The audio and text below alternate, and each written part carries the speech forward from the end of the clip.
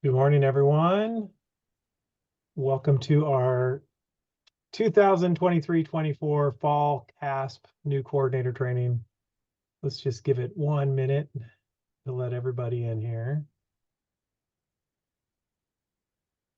Hope everybody had a nice, just a freezing cold fall, I guess not quite winter, weekend. It's like 80 degrees. I love Southern California.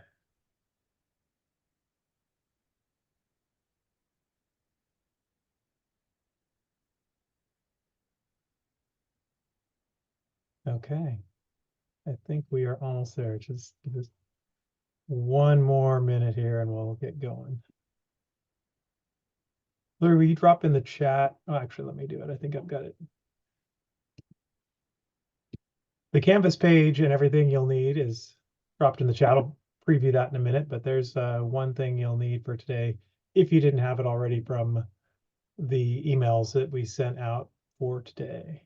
But you're definitely going to want to access that. So to get started, welcome to the 2023-24 Fall CAASPP new coordinator training. My name is Evan Bartelheim, and I work for the Los Angeles County Office of Education.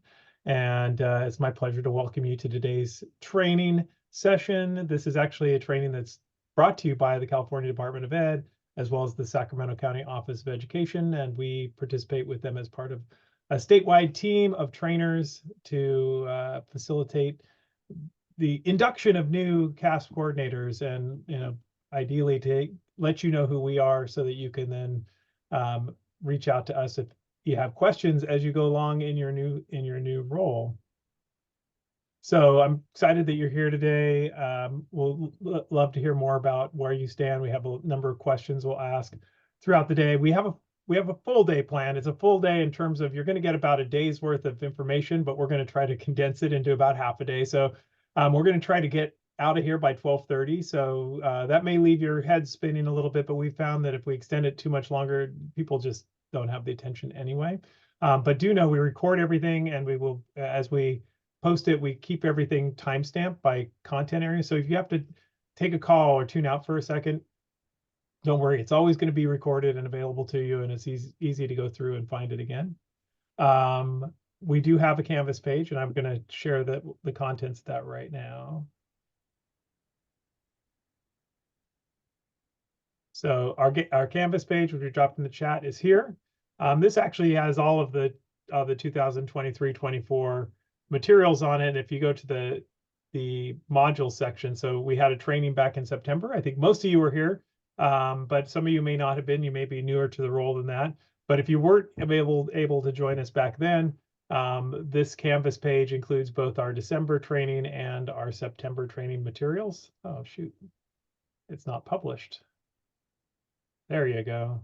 That should help. Sorry about that. And here's our agenda for today. The agenda includes links, including the slide presentation for today. We will drop in other links afterwards. I think we get to some stuff, we're like, oh, that's a great resource, so we'll add those. But everything you need is either posted in the module section, which is downloadable, like the note-taking guide. You're definitely going to want to open that up. And then the attendee handouts, which we have open right here. So you're going to want to have this as well, because we're going to talk about some of the specific handouts as we go through the day. The note-taking guide is particularly handy. It's really designed to let you keep all your notes for each section that you may have. So you'll download a copy ideally, and you just be working on it online while we're meeting.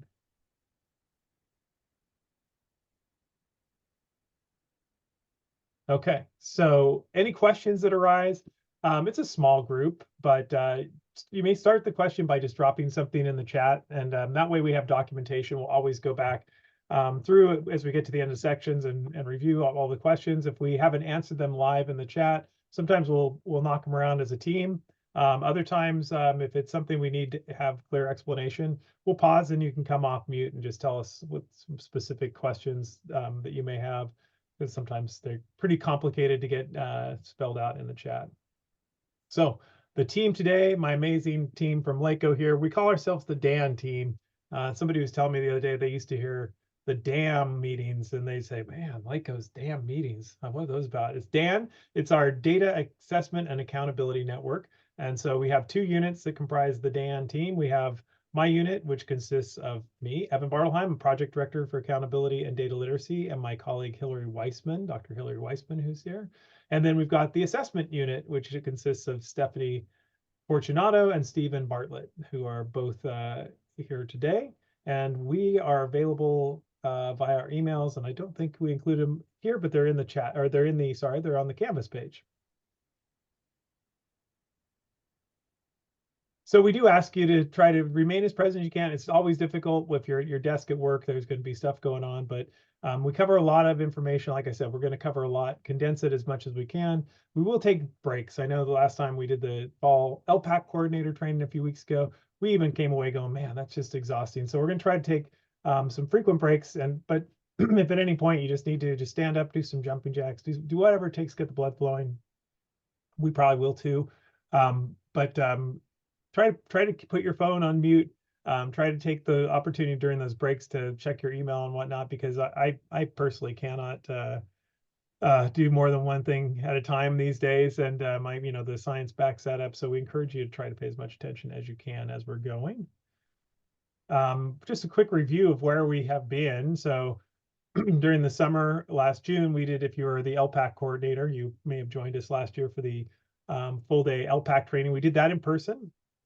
And then we had the CDE and SCOE provide online versions of some other trainings. So there was a CAASPP welcome webinar, receiving results webinars were done during the summer, an accessibility webinar that was done in September. And then we had our full day CAASPP in-person training at LACOE. So hopefully we met some of you in person at that time.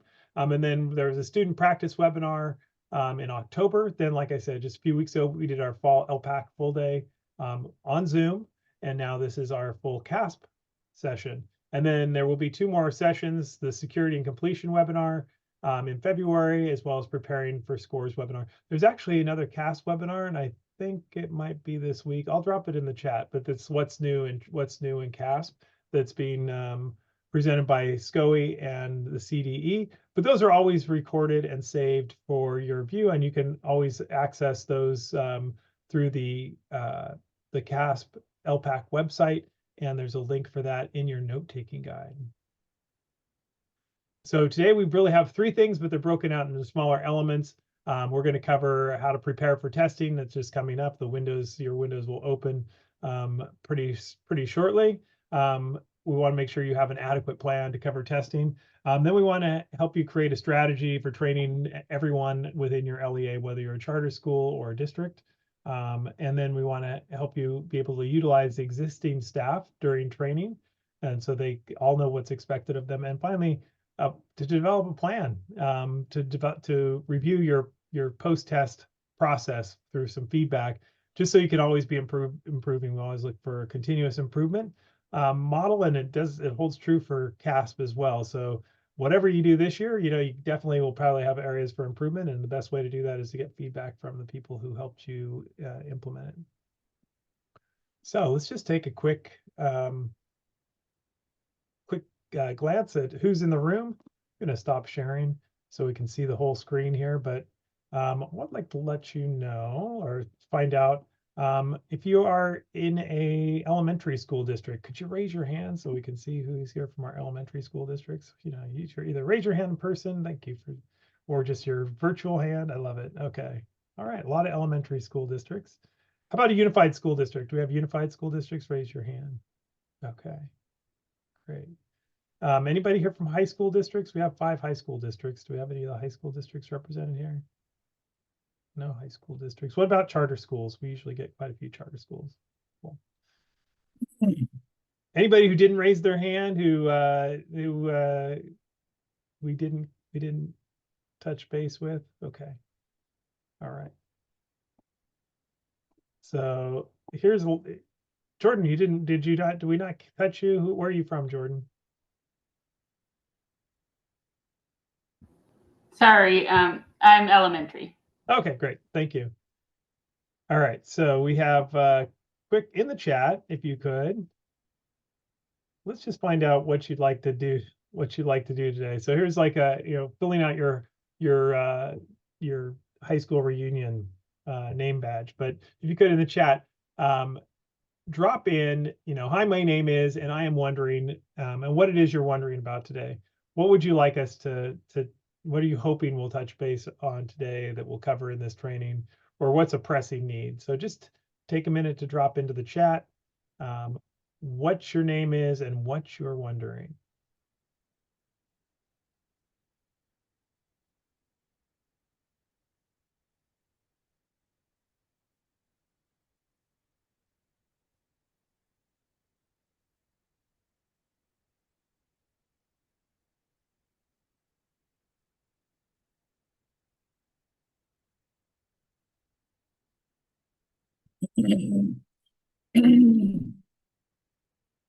All right, what do we got here? So start reading some of these. Keep writing if you haven't filled it in yet. Lisa, you're an old hand here. We know. I'm Lisa Saxon, and she's wondering what's new with CAASPP this year. Probably know more about CAASPP than we do, Lisa. Come on. Catherine is wondering about everything. Okay, Catherine must be brand new. Lauren is wondering about best practices for engaging families with CAS. That's a great question, Knight. And so we have some results too. So we may cover that. Howard, welcome back. We just saw you at LPAC. Being brand new, I hope to have a great overview of must-dos. Well, we definitely will cover a lot of stuff for you today. Kelly's wondering if there are new resources and essential reminders we need to add to our training sessions. We will definitely cover training. Let's see, Anne-Marie is wondering about logistics for the PFT. We don't cover PFT, but we do have some experience, so we can chat with you about that offline, Anne-Marie. Timothy, new to LEA coordinator position. Don't know which, I know, yeah, you don't know which questions to even ask yet, so you'll learn as much as you can. Well, we're going to cover a lot today, and we'll definitely have some resources. Jana is wondering a little bit about some errors running into with LPAC interims. Okay, well, that's a good question. We can get into that. Alicia, wondering the logistics of administering a successful CAASPP. Yes, I know, Alicia, getting tons of stuff thrown at you this year. Sarah, supporting teachers, students, and families to prepare for spring testing. Maria is wondering about how to be effective at the high school level. We're actually going to talk about CAST and specific to the high school level. So that's going to be an important one for you to know about, because CAST is unique at the high school. Victoria, best way to support teachers with technology. All right. Well, I'm going to just keep moving forward for the interest of time, but thank you. We're going to cover just about everything people are seeking other than PFT. And we will make sure that if we don't cover it, we'll circle back to everybody. So we're moving into our preparing for testing. We haven't talked about, are we switching off? Stephen, are you going to take over and drive the show? Yeah, I think I'm next. You want me to share screen, or you want to do it? Why don't you share screen? That'd be great. And then we can avoid the switch screen. There you go. All right. So our first section of the day, and actually, thankfully we won't cover everything because this training would be going into Thursday. But well, hopefully we'll get enough that you are ready to go here in spring testing. So our first section is preparing for testing. There's a lot of preparing to do. The things we'll cover here in this section are understanding TOMS, that test operations management system, planning, the California science test in high school, as Evan mentioned, training plan for coordinators, other district staff. That's probably one of your most time-dependent things. You got to get that running and organized as soon as possible. Scheduling implications and ideas, technology planning, also one of those time-dependent things, accountability implications, and communication plans. So let's jump into an overview of TOMS. In September, you may recall we talked a lot about the available user roles, how to add those users into the TOM system. Now is the time when that rubber is meeting the road. And so if you haven't yet loaded your users, you will need to do so now. How many people here have loaded all their users and adjusted roles as needed? So put up your virtual hand, your icon hand, if you have loaded all of your users. Excellent. I'm seeing a lot of hands there. In fact, I don't know if I can see any without hands. No, I have a few without hands. So if you have not got your hand up, get that started, get that going. In fact, probably a great practice to look at is making sure you're doing interims, and that forces you to get users in really early. Okay. So if your users are already in TOMS for LPAC testing, you need to assign the appropriate CAASPP role in TOMS. So you either can use the file upload process or update them manually in TOMS, and be sure that you're assigning the appropriate CAASPP user roles to any of those current users. So you're going to want to work with your LPAC coordinator if you're not the LPAC coordinator as well.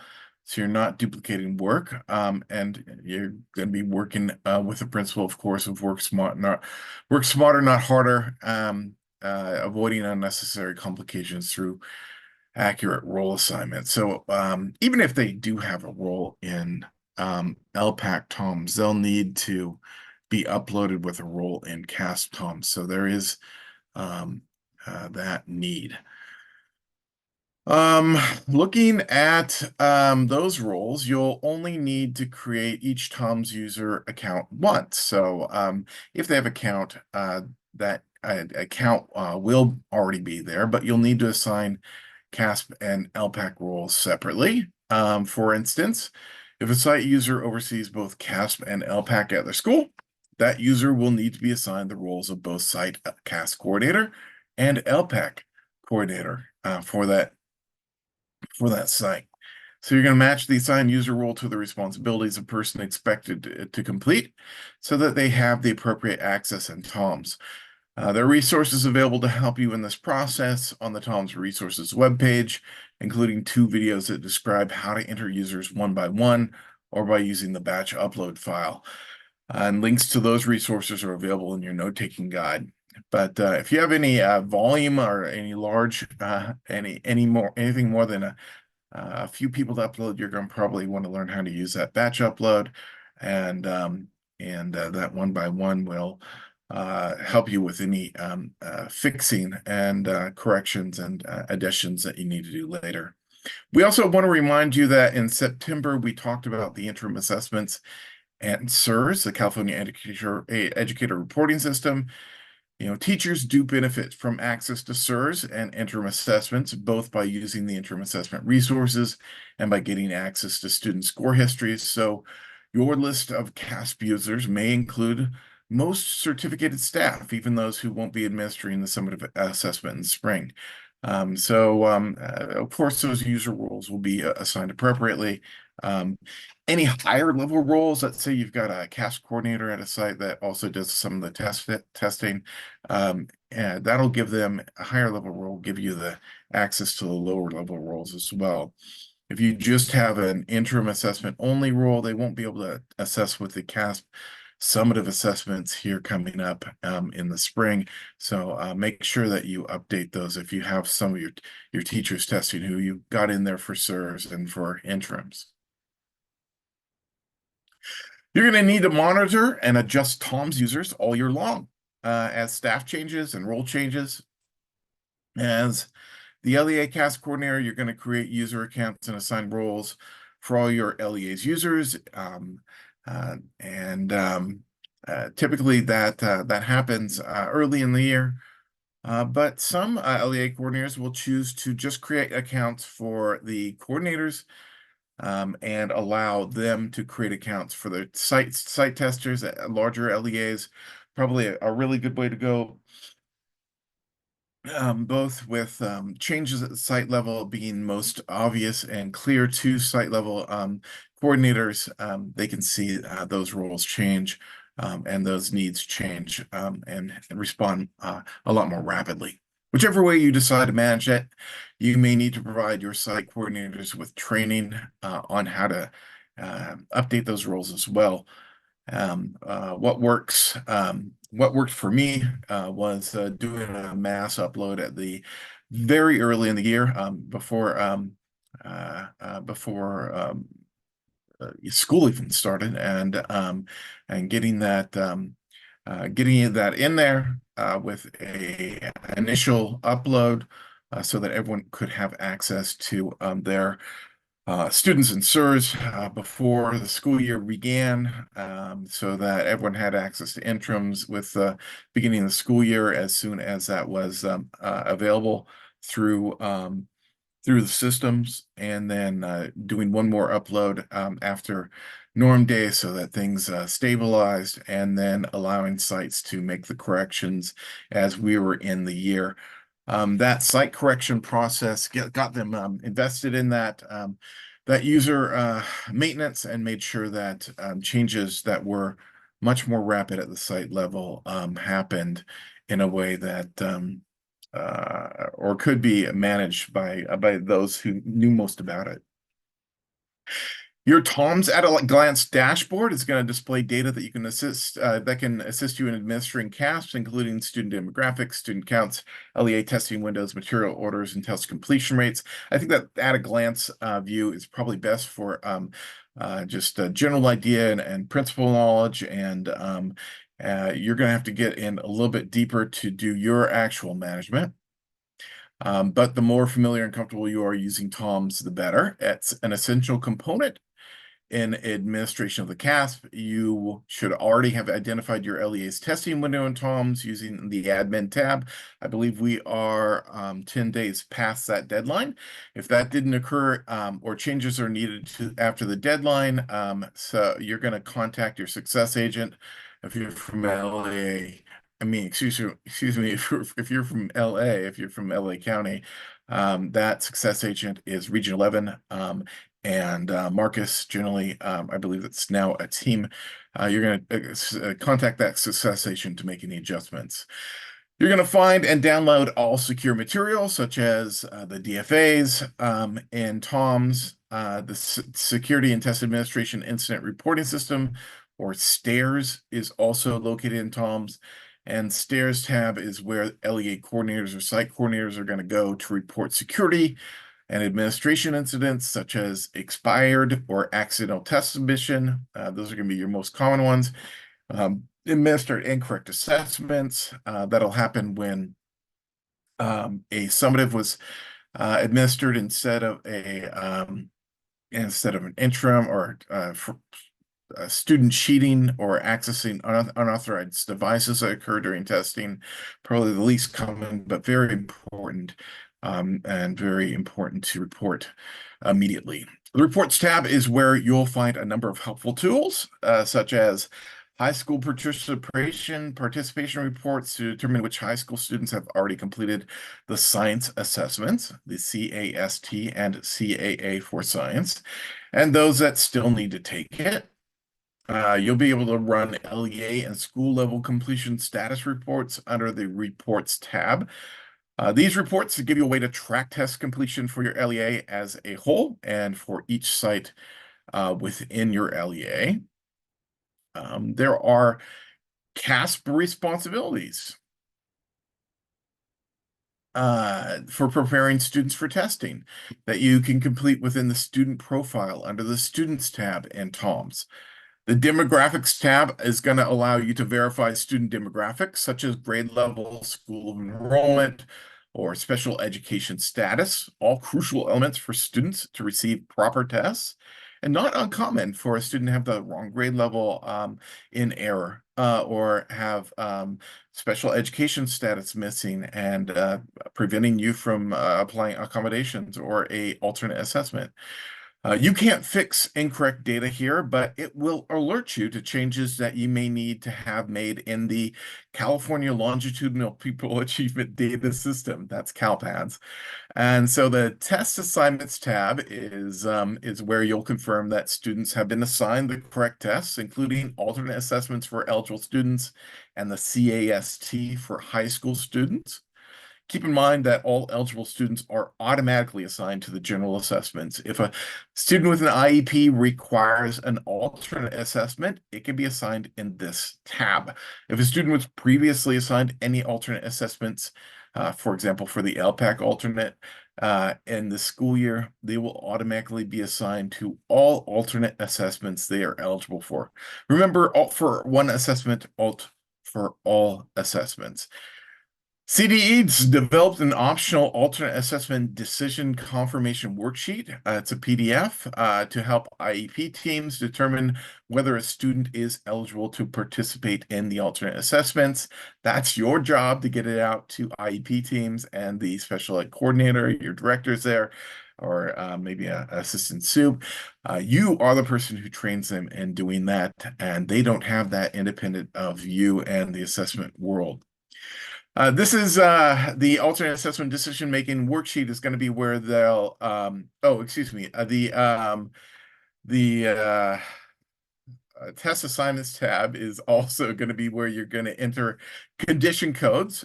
So some students are not tested due to parent exemption for the CAASPP or for medical emergency, for example.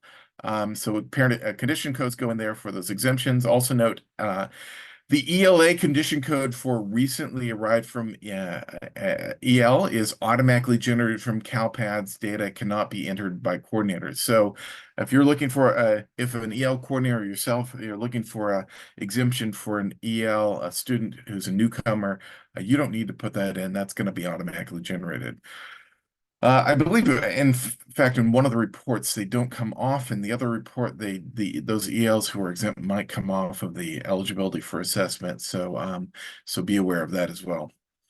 Student accessibility resources, designated supports, accommodations are entered for individual students within the test settings tab or within the unlisted resources in some special circumstances. You can check individual student test completion within the score status tab. There are also options to check student demographic information for multiple students at a time. You can pull student demographic information available in Excel format through the report section in TOMS. Test assignments, test settings, and condition codes can be uploaded for multiple students using batch files. So those Excel format reports in the report section in TOMS, great for cross-referencing with reports from your SIS or your special education information system. So I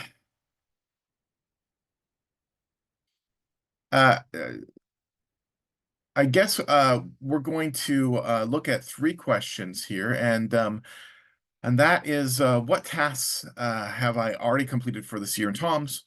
What tasks do I still need to complete or train site staff on how to complete? And what tasks am I not sure about that I need some help with? So take a moment to consider those tasks that you need to complete, what you still need to complete, and what do you need help with? Take a moment right now. And if you had I take notes in my note-taking guide and go ahead, Evan. Yes. Oh, please. just Stephanie dropped the questions in the chat since they're not up on the screen. So if you need a reminder of what those are, so you drop those in your. Excellent. I believe at this point I'm going to be handing it off to Stephanie. Stephanie, would you like to present, or would you like me to continue these slides? If you're okay with continuing, and then I'll go ahead and share when it's the demo, just that would be perfect. Yeah, sure.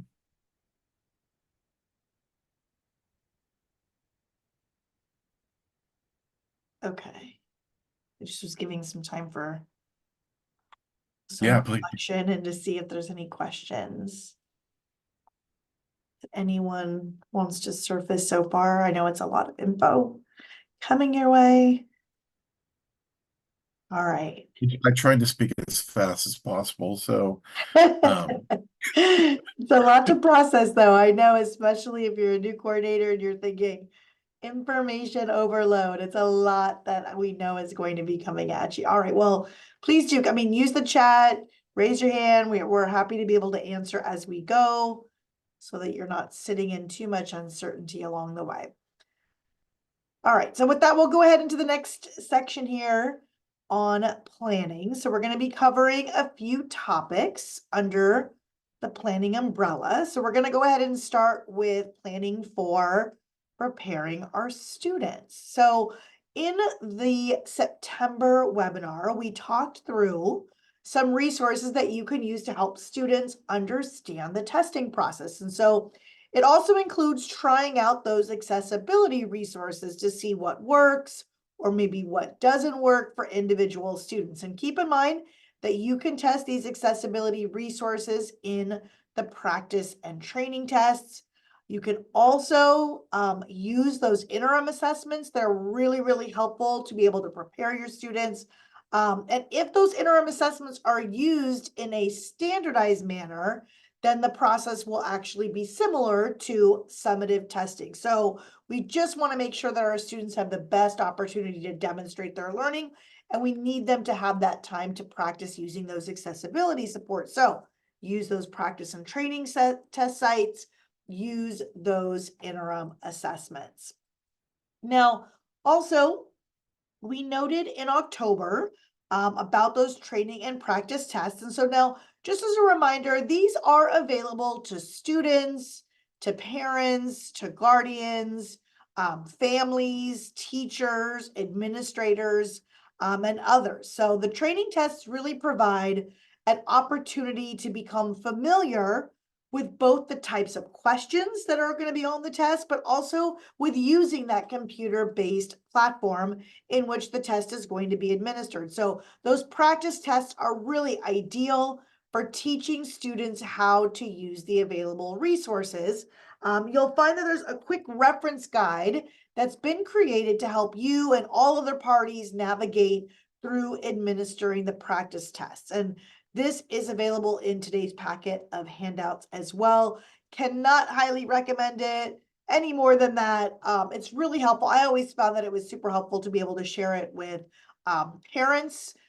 Using that practice and training site is something that they have access to. They don't need any kind of login or anything. So I'll kind of show you that site in just a few moments as well. All right, so we're going to go ahead and spend maybe just a few minutes here.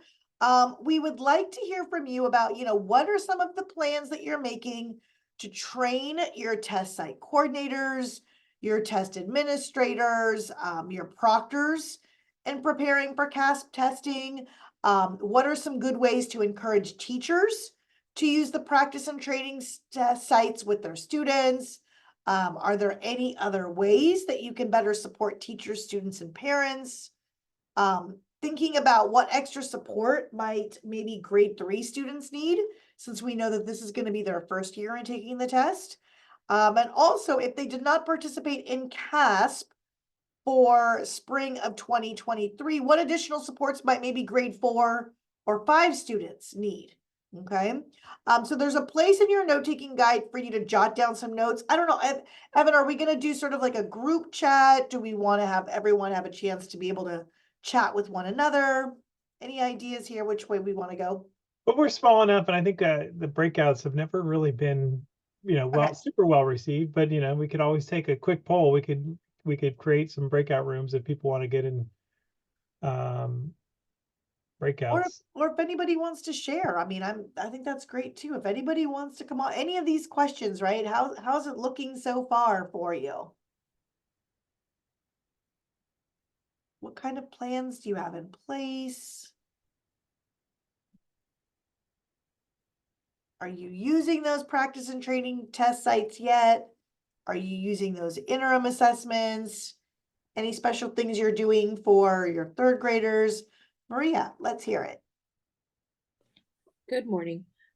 So we just did a round of the IABs and FIABs, which for us was a really good. I'm new to the school, and the lead in our testing team is also new to the school, and so it was really good for both of us to be able to just kind of give it a run right before the May testing, or April for us, and then give us an opportunity to see who has accounts, who needed accounts, how to juggle subs if teachers happen to be out, and the other component, just getting the kids used to logging in. And so we offered for our teachers a Q&A web time, like for them to drop in, that's what I was looking for them to come in and ask questions. We provided them detailed information as far as what they would need to log in, and that seemed to be helpful. It seemed to go pretty well, considering we're a very large school and both of us are new to the school. So we were, it helped us do like a practice run. I love it. Yeah. Mhm. Sometimes you don't even know, like, gosh, what are we going to really run into until you do that, right? Until you really carve out that time for that to occur. You're like, oh, what are the hiccups really going to be, right? So I love hearing that you've made that space for it to happen. So thanks for sharing. I do see a lot of people are using the IABs. That you're speaking Stephanie's love language. It is. Yeah, I always feel like those interim assessments are such a great way to get students, your third graders, right? They maybe have never practiced logging in before. And they're like, wait, how does this whole online platform work? Right. So I always feel like, yes, for those third graders, but then even for your other grade levels, especially if you have students who are going to be using those accessibility support. So using those interims, I think it's fantastic. I mean, we know that there's been a lot of change in staff. And so you might have teachers that are now at a grade level where they're administering CAASPP, but maybe they haven't before. I mean, I always feel like our teachers need practice. Wait, how do I set up a session? What do I do? So yeah, those interims, just like Evan was saying, I am such a big fan because it's really like a win-win for everybody. The students, it really helps them out. It helps your teachers as well. So I love to, I saw Catherine shared that you're doing parent informational meetings via Zoom about testing and how to access the training and practice test sites. I love that. Yeah, the practice and training test sites are available for your families. No login is necessary, but just for your families to be able to see, wait, what type of questions are my students going to be seeing, on there? So I love it. Yeah, Amy, I see pre-test, post-test. Lisa, I see also using those interims, the new ones also for LPAC and CAST. Let's see what else is here. I will touch upon, Lisa, I feel your pain with regards to getting some buy-in, but then I really like how Catherine kind of followed up on that. It was talking about like a separate practice day for teachers that are, so teachers going into the test. It's not just the students that need the support, but understanding the teachers and the amount of time and hand-holding and support that they need in order to ensure that their comfort levels and anxiety are kind of lower, and getting them to kind of buy into how it can become kind of seamless within their instruction. So I want to make sure we grab those. I'm trying to do that, but my bigger problem is it doesn't align with some of the secondary curriculum, the way that they've laid out their curriculum maps, and no one wants to do the hand scoring. So I'm doing the hand scoring for the CAASPP and for the help, but I don't have the bandwidth to do it for everything. Wow, wow, wow. Are you saying that there aren't any of those secondary like math IABs that even like align to? Well, math isn't my subject, ELA is, and I can tell you that English teachers are they don't want to do it. Our curriculum is more geared toward advanced placement, preparing the kids for advanced placement. So they view this, they're not buying in, and even my special ed teachers, which is shocking, will not do it. And I find the biggest problem is the hand scored items. Even when we assign it, everybody took an item that had no hand scoring, which really doesn't provide the data or the practice. Yeah, it's so tough because I mean, there's so much value in like teachers going in and looking at student responses and completing the scoring and carving out that space. So I hear you with that being. I'm going to keep working on it. I know, Lisa, don't give up. Don't give up. Next year. Yeah. Maybe that's an opportunity for the teachers to have the kids hand score each other in a sort of a formative session, a non-standardized version. Yeah, using the interims in a flexible way. I love that, Stephen, right? Yeah. Okay, great. You all score one another. Here's the rubric. What would you assign? Yeah. And two, I love also that you shared the smarter tools for teachers being just such a great resource. Thank you, for sharing that as well. Yeah. Yeah, any of those kind of CAASPP resources that are there, but you got to baby step it. Sometimes for educators, it's like, what? Like it could just be so much. If they know like everything that's out there to offer, I know that it becomes like, they sort of like shut down. So you do have to sort of like baby step, like, okay, introducing one tool. Let's just talk about just this one tool. Let's kind of see how we can put it into practice or use it to support the work that we're doing. So yeah, sometimes we have to be careful with that. All right, well, thank you for sharing your ideas in the chat. Thanks for those of you who came off mute as well. I'll kind of show you too. We'll do one big demo and I'll kind of share with you the practice training site just for anyone who's not too familiar with where that's at. But okay, we'll go on to test security. So we know that also test security is super important, something that you're going to need to carve out time to really plan for. And there are many elements of the testing system that we know are secure.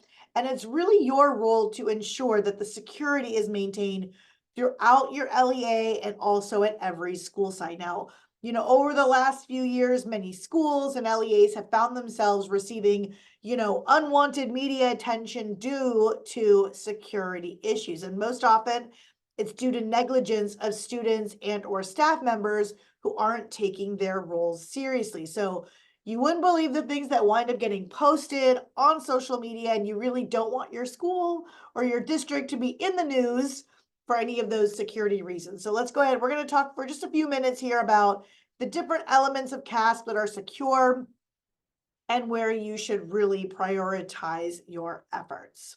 So as you develop your training and testing plan, you're going to need to address each of these security related issues. So first, maintaining the security of user accounts and also system access. Again, each user should have their own account and those accounts should not be shared with other users. So each user needs to make sure that they're signing their own security affidavit when they first access their account. Now, how sites will keep both the student login information and any paper pencil test secure before and during testing is also really important. So although all testing is computer-based, there is also paper pencil testing, which is reserved only for students who require it per their IEP or 504 plan. But think about, you know, what capacity does each school have to shred secure test materials like scratch paper and also student login information, right? If you're using those like index cards, how are you going to securely destroy those? So your job is to work closely with everyone in your LEA and finding out who you're going to be working with or who otherwise is going to have access to any of those secure elements so that they also understand their security obligations. So before testing begins, you want to establish a protocol that's going to describe, you know, how is it that you're going to monitor security issues? How are you going to track security issues within your school district? How are you going to be submitting those incident reports through STAIRS?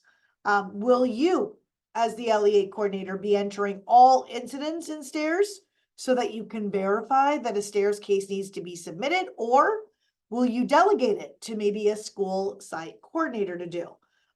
Thinking about how are you going to securely store paper and pencil materials, such as those login cards, also scratch paper. How are you going to be collecting those materials and how are you going to securely destroy them? So in the February webinar, there's going to be a deep dive that's going to occur into security and incidents, but we want to sort of plant the seed right now and get you thinking about it. So does your district have a security plan in place that you know of already? Can everyone raise your hand? You know that you have a security plan in place already. I see a few hands. Yes, you've got sort of protocols in place. I see several hands going up. Okay, that's great, great, great. Well, listen, if you're not raising your hand and you're thinking, what do I need to do with security? Start thinking about it now. What is it going to look like? And how are you going to communicate that messaging out as well? Okay. All right, so let's talk about some local protocols. So as it's true with, you know, so many things that we're going to be talking about today, the protocol for addressing those security incidents is going to vary from LEA to LEA. So even if at your LEA it's the responsibility of the site coordinator to enter the incidents into STAIRS, it's a good idea for each of those site coordinators to check in with you, the LEA CAASPP coordinator before they do that, right? You don't want to find yourself in the position of having to reach out to your success agent to try to undo the result of a misreported stairs issue. And so that's really important also for any invalidations, right? The CDE does not reverse invalidations unless the wrong SSID was used. So it's a really good practice to talk out the incident with another person that's also familiar with those reporting rules. And it's also important for you as the LEA level staff member to track the incidents so that you can enhance training in those areas for next year. Now, the CAASPP security reporting requirements and the protocol that's mentioned here is also going to be covered during that CAASPP pre-test virtual training series. We dropped it into the chat earlier. I believe that is going to be covered on December 14th. And so, yeah, you want to be thinking about, I know in my previous district, you know, I would always have the site coordinators reach out to me and let me know about what the incident was that occurred. And then I would have them file the stairs case. In most instances, that's exactly how that went. Now, that may not be the way that you're going to be. Maybe you have a small enough district where you think, okay, you want them to communicate to you, and you will file the stairs incident. Keep in mind that if your site coordinators are going to be doing it, you as the LEA coordinator will also get a copy of it. They would always kind of send it to you as well. So you'll be in the know. But if my biggest recommendation is, what is that system going to look like? What's that protocol going to look like at your district? I always like to be able to talk it through with them to make sure that they were filing the right incident in stairs before they actually did that. So that might be just, you know, something to kind of start thinking about, how is that going to look for your district? All right, so understanding some expectations. Now, the key to really Hey, avoiding. Stephanie, sorry to interrupt. Oh, sure, go ahead. I'm not sure, Emery, if you had a question that came up or if you just had your hand might still be up. Okay, it's gone. It's all good? I think we're good. Okay. Thanks. So the key to avoiding security and test administration problems is really having those clear, having a clear understanding of what those expectations are. You know, most people really, you know, they want to do the right thing, but they need to understand what it is that's expected of them. So be sure that your staff has training that includes what those security protocols are. And that's going to include your teachers, any proctors or aides that are going to be in the classroom, maybe some technology assistants, anyone who's going to be involved with testing. So also students must also understand the rules and the expectations and also the consequences of not following them, right? How should they behave during testing? What should they do with their cell phones or maybe any other electronic devices? What should they do when they're done with testing as well, right? So understanding all of those expectations is going to help to avoid a lot of those problems and those stairs reports that can consume a lot of your time. Now, ETS is going to be conducting random testing audits throughout the state. They do this each year. The CAASPP and LPAC test security audit questionnaire document is such an amazing resource. It's so helpful to be able to help to understand what those expectations are. So you'll find that link to that document in your note-taking guide, but it's a really good sort of like questionnaire and guidance that says, gosh, these are really all the things that we need to be considering for testing as well. And I see, Natalie, the question, are there templates for those trainings? I think you're talking about the pre-test one that'll be this Thursday. They always do provide the PowerPoint. Oh, maybe you're talking for security. I believe you'll. Yeah, I could speak. I was wondering if there were any like Google Slides or PowerPoint slides made already that we can use for our staff. I'm very new. Yeah, and I'm pretty certain, I can't guarantee because I haven't put together that training, but typically there's always a PowerPoint that goes with it. And so I think it's going to allow you to be able to download it. And maybe you might just kind of take bits and pieces of the slides to turn it into something that you're going to then share out with your staff. Usually CDE ETS does something really simple that makes it so that you could use it as sort of like a trainer module. Now, Okay. like I said, I can't guarantee, but I know that in past I've always seen like slides that have like a lot of those details in there. Also, I don't know if you're signed up already to attend coffee sessions, but that's also another really great place because sometimes Oh. they'll share some of those slides there. I always found as an LEA coordinator, I would sort of do like a mishmash. Like I would take maybe some slides from one training and some slides for another, and I would kind of put it together to really communicate the messaging that I would want in, one training. But I think you're going to be able to find it there at your fingertips. Okay, and that would be on the CAS website or where? Yeah, so I think also Evan dropped in the link, or me, I think it was, Oh, the asynchronous opportunities. Sometimes what I do is like if I'm looking for a certain topic that I want to like train my staff oh on, yes. I'll go through there and I'll like just do like a search, and even those asynchronous trainings, right? And where those are, maybe I'll show you that in just a moment when I do the demo. And I'll just like search like, okay, test security, right? And maybe I'll search for trainings that occurred on that and I'll look for the PowerPoint that's there. Okay, all right, thank you so much. Sure, I'll show that in just a moment. All right, so let's go ahead. We'll move on we'll talk really briefly here about CAST in high school, and then I'll do some demos of all of these different pieces we've talked about. So let's go on about shift. We'll talk about CAST and also the CAA for science in high school. So we want to really kind of talk about, how you assign the CAST or the CAA for high school students. So we know that in high school, the science test can be administered to students in grades 10, 11, or 12.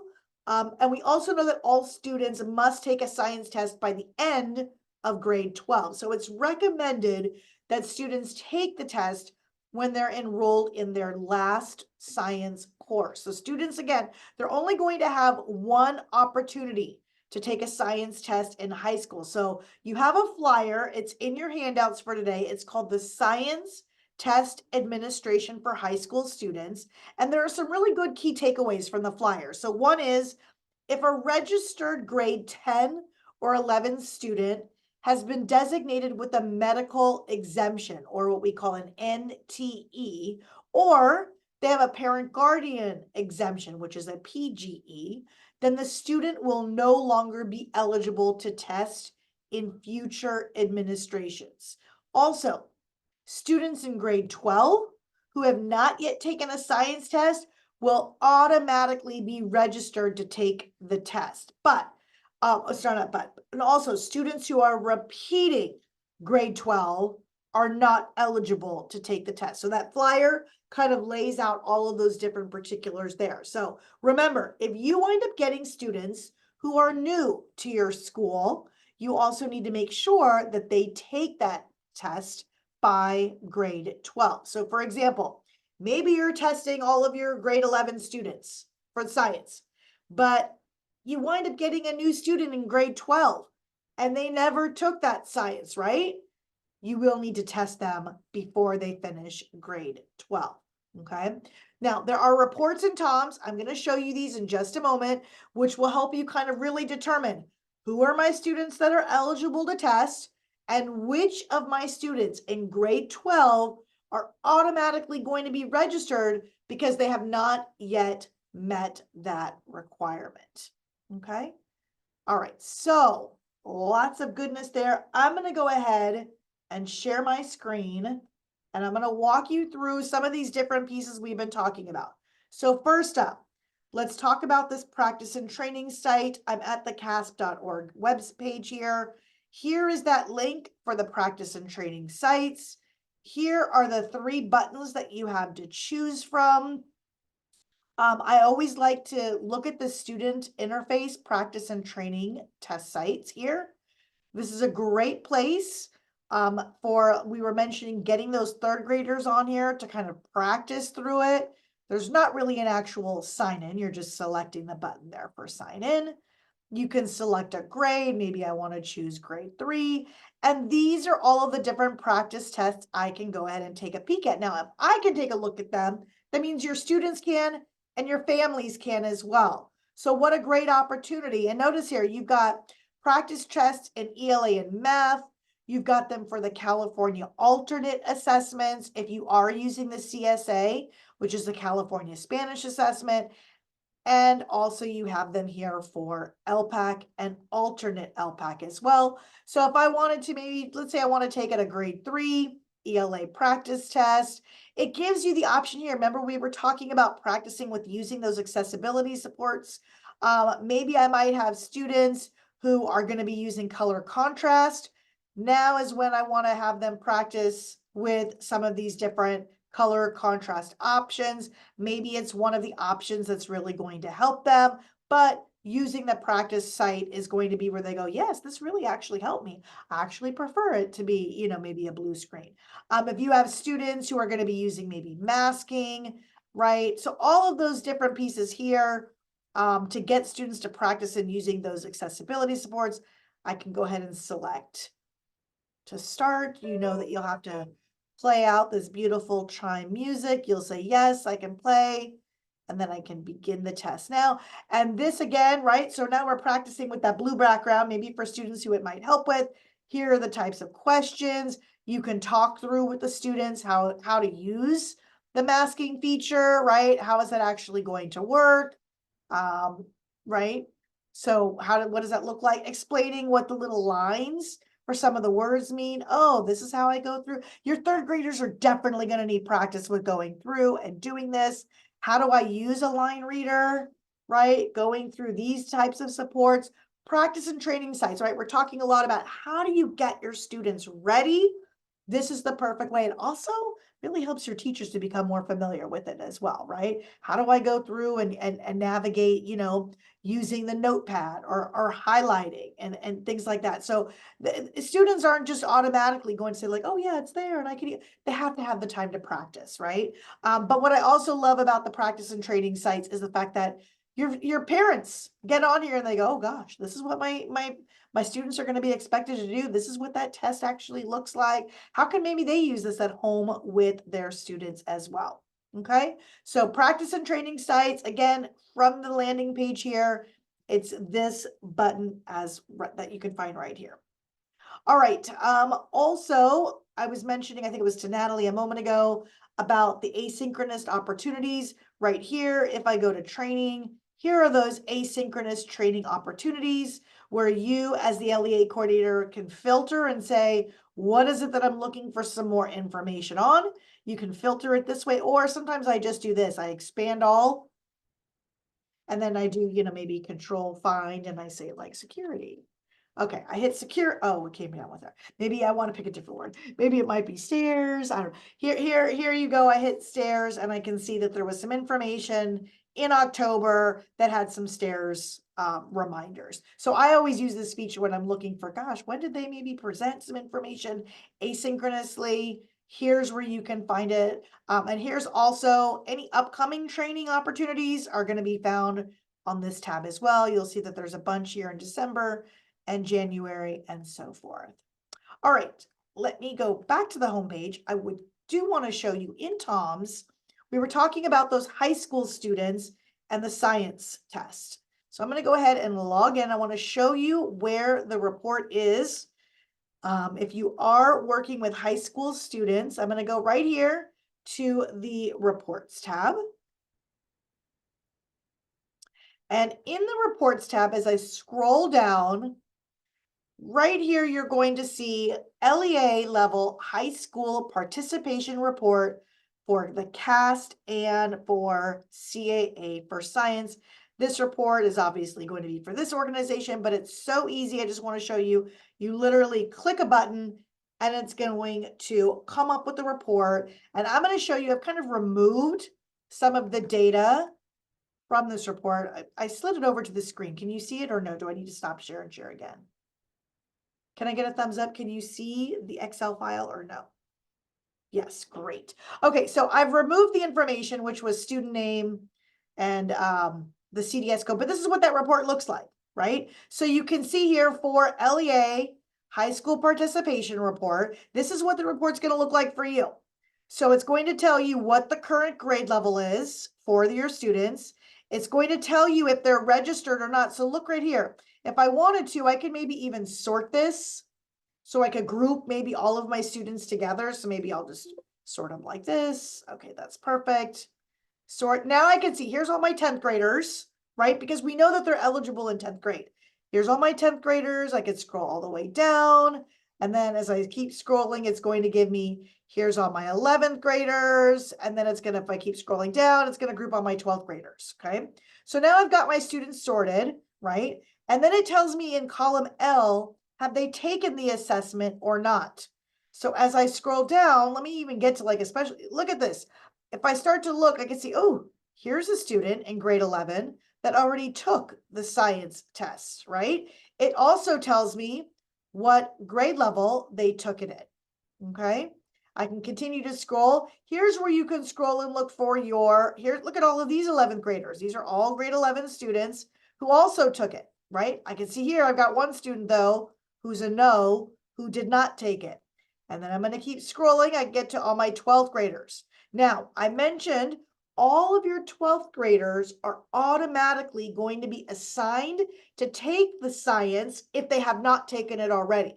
So you're not going to need to assign this science to any of the students who did not already take it, but need to this year, right? It'll automatically be done. But let's say, well, gosh, we want to give it to our 11th graders this year. You will have to assign it to any 11th graders that you want to administer it to this year. So let me say that again. When you're doing this report, what I always did, I took this report for each of my high schools. I shared it with the principal. I shared it with the counselors, because remember, you want students to take the CAASPP in the grade level that's closest to their final year of a science course. So if you know you have 11th graders where they're not going to be taking science as a 12th grader, you're going to want to assign it to them this year. So running this report from this file here is how you're actually going to be able to determine who needs to take it and who doesn't need to take it. Okay, let me pause there and see if there's any questions about that.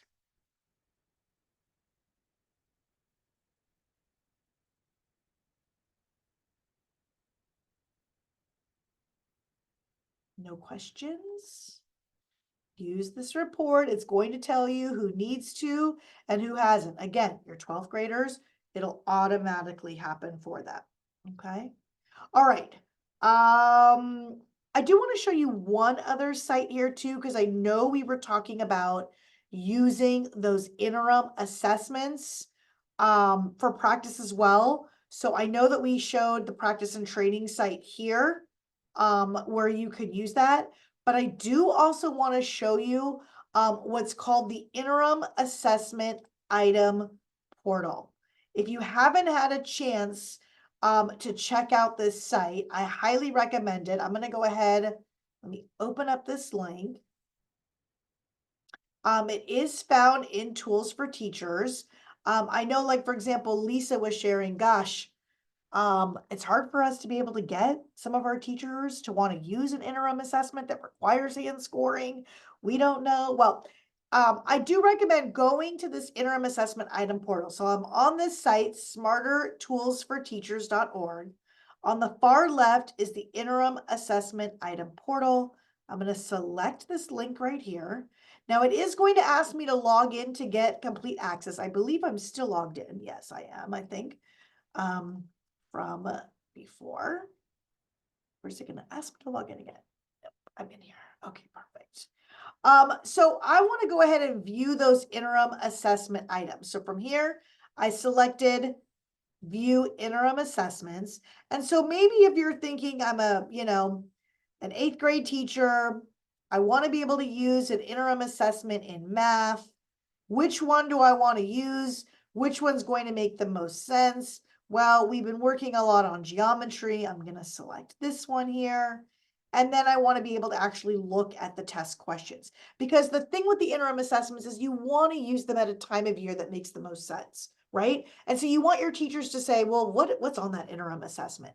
This item portal will help you in being able to see not only what's on them, but what's the answer key, right? What are the answers for each of them? So maybe I want to be able to select, these are all of the questions here. And notice that each of the questions has like a resource card that tells you the claim, the target, the standard, the DOK level, and it allows you to view the answer key. I always like just being able to select all. I can see that there are 14 questions that are on this interim assessment. I can maybe go ahead and print them. Here's all of the questions here. Again, claim, target, standard, DOK. As I scroll down, I'm going to select next. And now it's going to give me the option of being able to print. I always love printing the answer key and the items. And I literally will go ahead and select print. It will generate the PDF. And this is a great resource to be able to use. It does require login access, but it allows you to be able to use this with the teachers to really determine, does it make sense for us to use this interim assessment at this given place in time?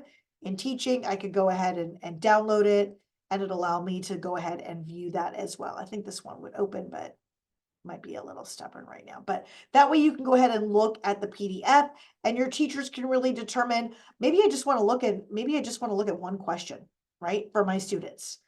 They have the option of being able just to select one question.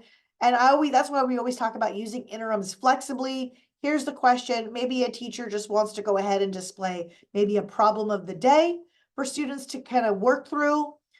You have the option about being able to do that as well. So lots of great resources to get your students ready in being able to take that summative assessment. So the practice training site, the interim assessments. We talked about where you as the LEA coordinator can find some training access. And also we talked about where you can download those reports for science in TOMS. All right, lots and lots of info. I hope your head's not spinning too much. We're gonna go ahead though. We'll move on to We're actually gonna let's take a break because that You want was a break? Yeah, we're gonna do, I said we would, and we didn't take enough breaks last time. So let's do a 5-minute break. It's 5-minute break. Okay. 9:36. Let's come back at 9:40, well, 9:42. So we have exactly 5 minutes and try to process some of this. So go ahead and turn off your monitor, your camera, and we'll be back in 5 minutes.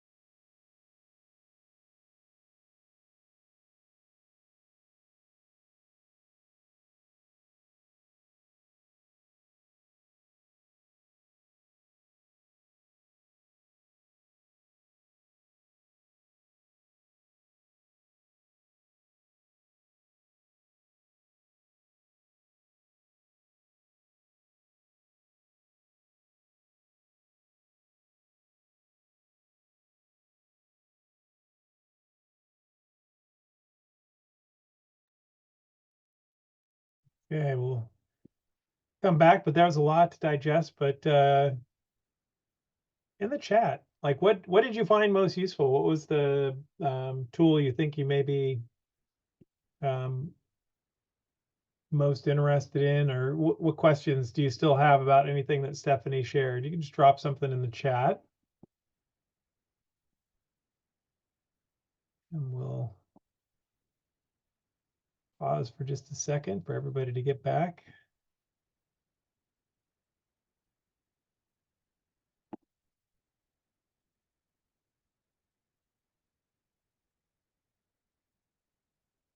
Yeah, the tools for teachers. It's a great resource.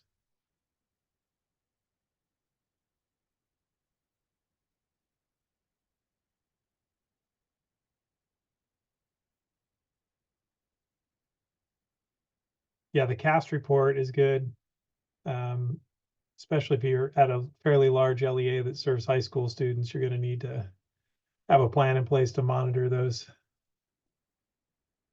students. Question from Natalie, Stephanie, what do interim assessments look like on the teacher end once students have taken them? Yeah, that's such a good question. So after they've been administered, the teacher can find them in the California Educator Reporting System, or CERS.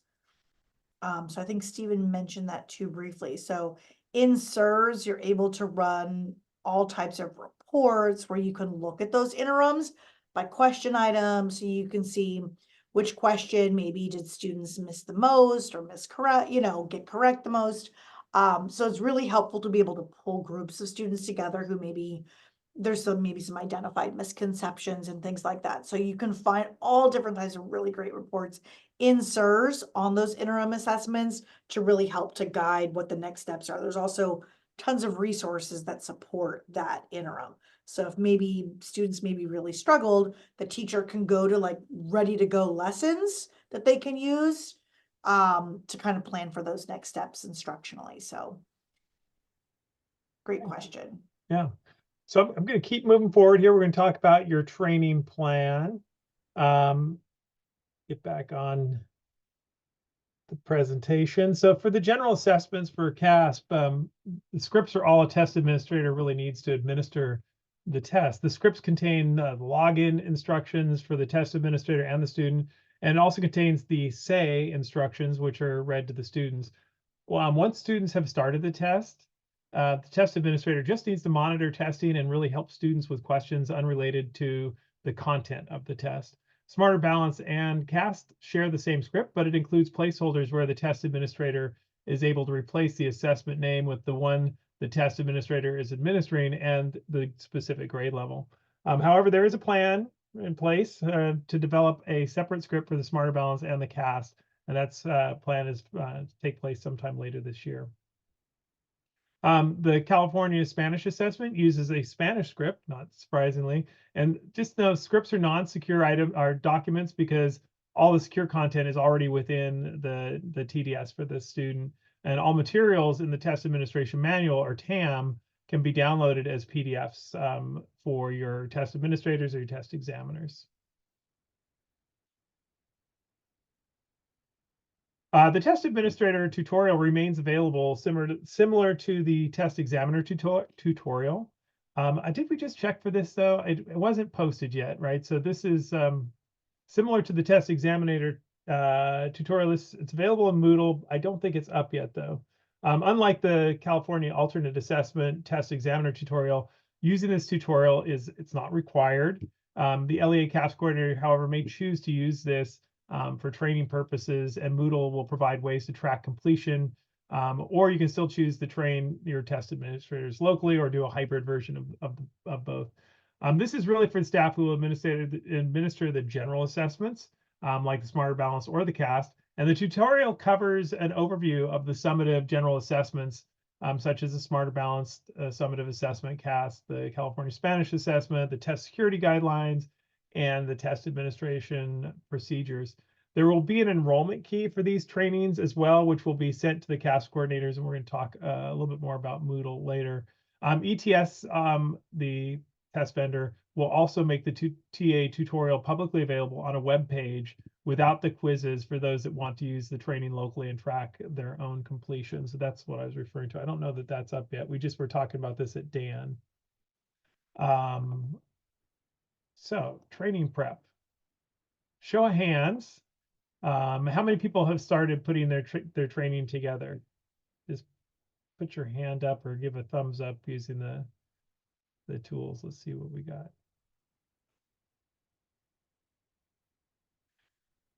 So if you don't have a plan yet, just know that it is mandated that everyone receives training each year to administer the exams, and really the training is essential for the successful test completion.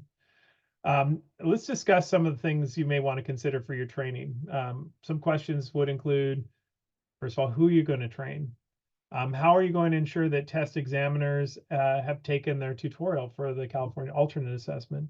How will you create site training materials that coordinators will use? How will the test security be handled? So these are all quite good questions to ask. And what to train on. Let's do a quick recap. Now that training time is upon us. Okay, so your CAASPP test site coordinator training topics should definitely address the following. An overview of CAASPP training, including the various tests and the applicable grade levels. Especially when you have a lot of new folks stepping into this role, there's always a big churn at your sites. Roles and responsibilities of the site coordinator, test administrator, and test examiner, as well as any proctors. Accessibility resources, including universal tools, designated supports, and accommodations, and kind of the distinction between those three. Definitely your test security protocol, sharing any timelines and test windows. These are all good things to cover. So Moodle for test examiners, and we just learned the other day we have our own CAASPP LEA coordinator here. We just found out that person stepped down. We're going to have her step in and share out the Moodle for California alternate assessments because she has access and can demo this, but she's gone. So we're kind of in our own scramble mode to try to make sure everybody's trained and everything, trying to support our LACOE schools. But the CAASPP test examiners, the people who administer the California alternate assessments, they are required to complete the training in Moodle. These trainings cover the general alternate assessment administration, the CalAlt for science, and the CalAlts for ELA and math. Moodle training brings up some important questions, such as how will the LEA coordinators get their enrollment keys? So if you joined late, joined not the meeting late, but joined your role late, there was an email that was sent out to the primary CAASPP LEA coordinator near the end of August. And this included the enrollment key that is used for all California alternate assessments. Actually, it gave you directions for logging in to get those enrollment keys. There's a separate site. It gives you what is the estimated training time for the CalAlt and Moodle. It'll take approximately 30 minutes for each of the sections. Will there be calibration quizzes for the CalAlt similar to the LPAC? So if you're the LPAC administrator, there are calibration quizzes. No, there are not calibration quizzes for the alternate assessments. However, there are checks for understanding questions that must be passed in the California alternate assessment tutorial. How will the LEA coordinators monitor training completion? And this is what we're hoping to have demoed for you, but we don't have access to show you this. But in Moodle, coordinators will be able to request access to view the activity completion report to see your test examiner progress and completion. It's very helpful, especially if you have a lot of folks who are involved in the administration of the CalAlt, to be able to monitor the tutorial completion so everybody's ready to go before the window opens.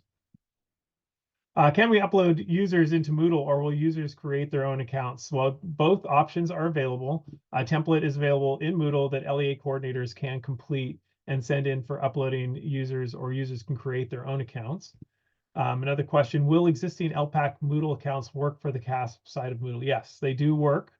So if you have the LPAC side set up, or someone has one, it will work for the CAASPP as well.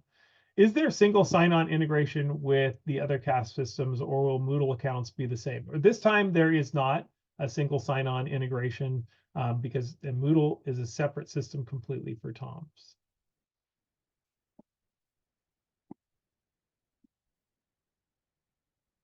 So your training style, this is also important. Do your participants participate in hands-on activities? Is that something you want to have happen? Do problem-solving activities or walking through scenarios help them understand processes better? We find that that's really helpful to give people, here's a scenario and work through it. It's always good if you feel comfortable letting your folks dive into some of the scenarios they're likely to encounter. Do you use a lecture approach or do you do modeling? Like we try to do a lot. We give you a lot of direct information because there's so much to cover, but the demos, I think, are our opportunity to kind of walk you through something and model different things. How will the Moodle training materials be integrated into your training plan? Like I said, you can have option, you can integrate them or you can send people separately. You could do it as a, people operate separately, then come back and do your whole group trainings together. And then what adjustments need to be made for virtual training or in-person sessions? I know since we've all become so accustomed to online training, it's a lot more common, but it might be helpful to kind of break it up and have some in-person sessions, maybe for your newest site coordinators as well. So these are all things to consider. So your material options is another consideration. In developing your CAASPP training materials, you have several options available. You can update existing district training materials with new information from the CAASPP training and resources. So if you have stuff that's fairly recent, maybe just start and update as you go.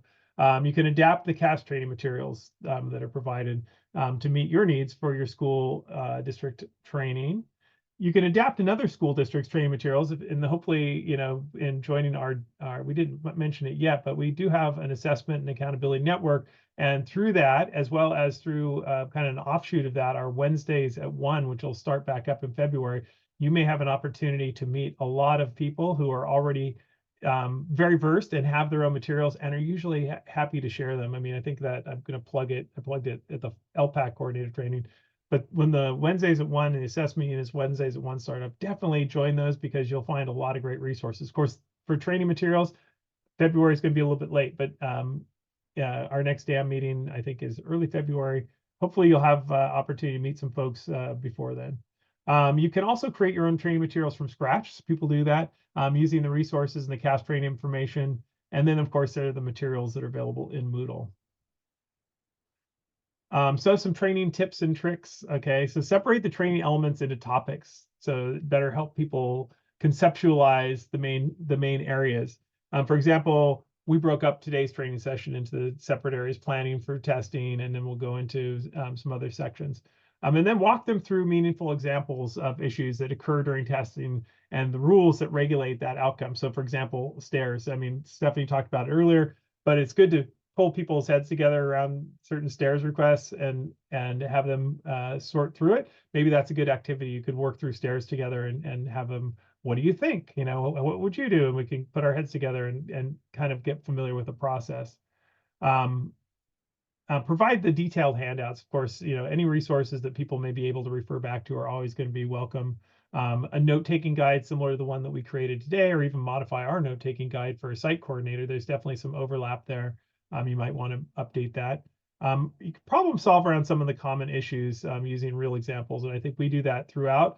Oh yeah, this last year this happened, and you know, this is something to watch out for. Definitely you're new, but maybe your site coordinators are returning veterans.